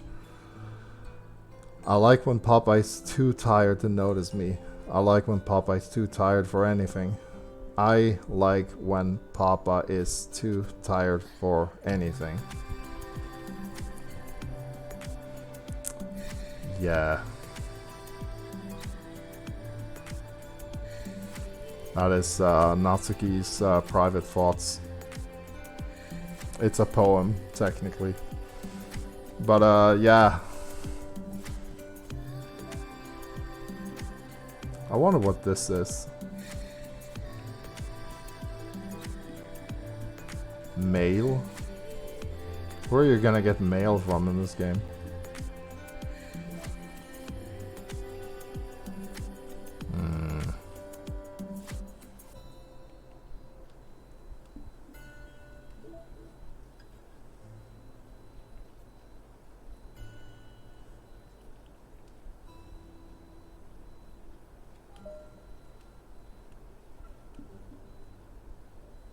That works.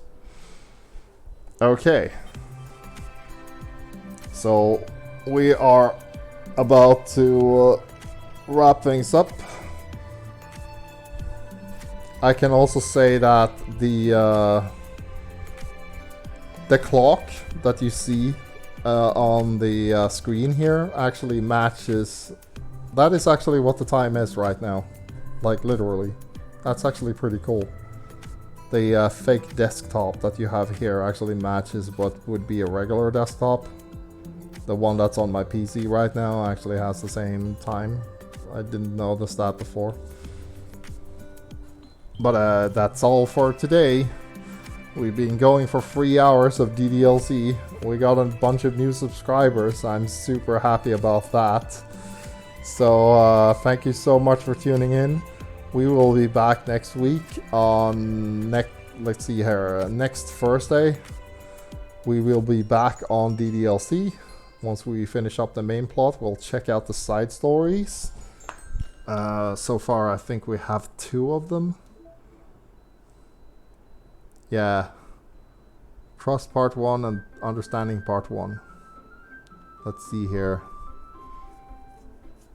To get all 6 side stories, try writing poems for different characters and viewing the special scenes in DDLC. Ah, okay.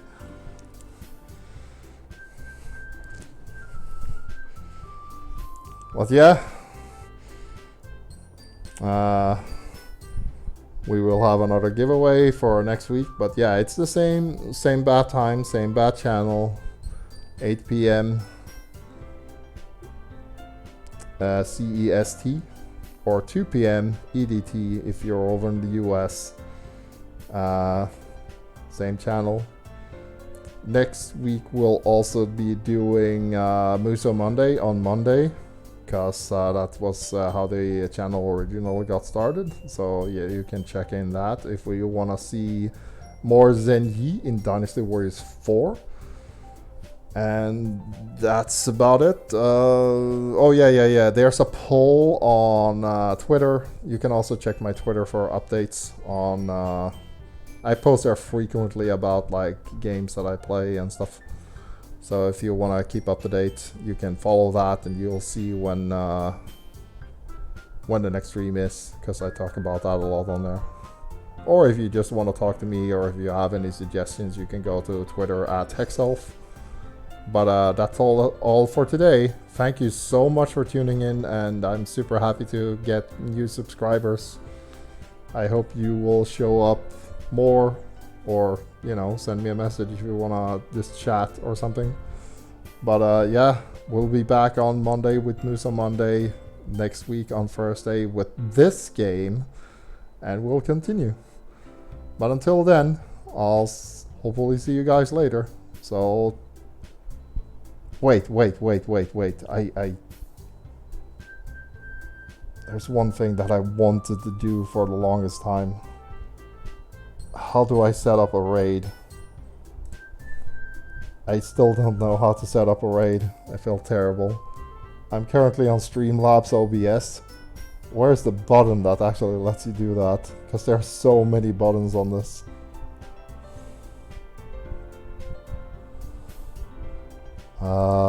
Dashboard? No. Does anyone know how to do this on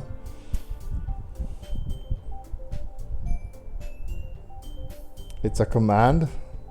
Okay. So okay. Where do I type the command? Do I type it here?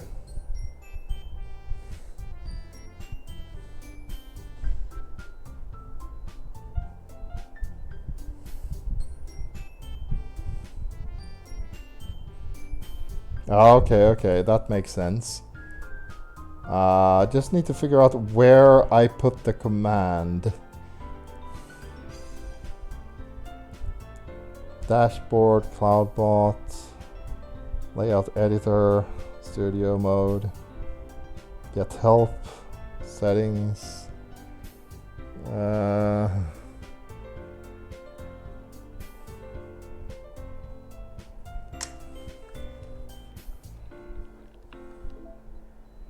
Oh, I do it in chat? Okay, okay. I'm just gonna...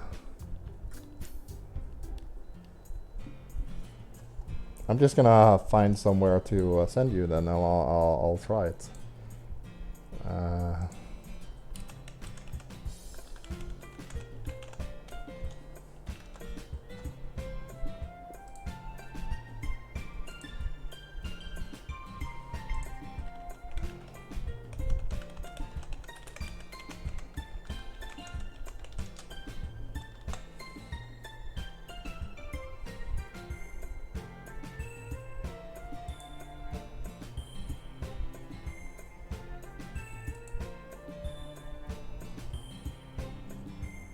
I need to find somebody who's actually streaming too.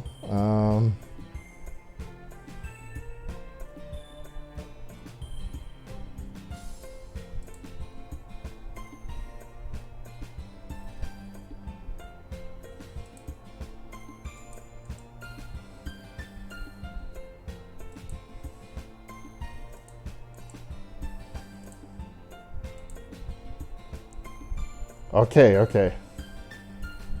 I think I have it.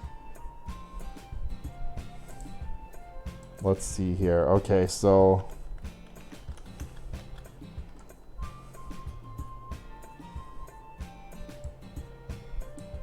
So, like raid. Like that. And then the streamer's name.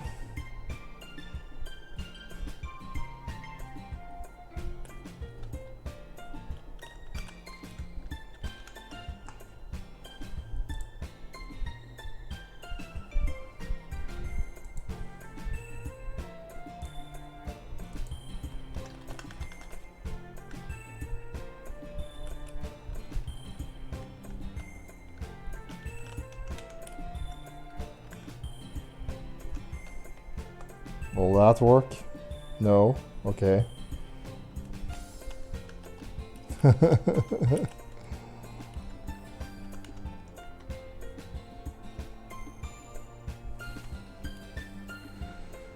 Okay, take care everybody.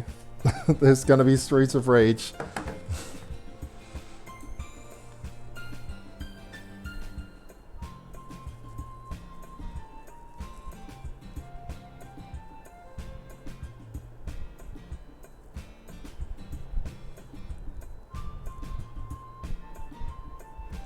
Yeah, you guys enjoy. Later.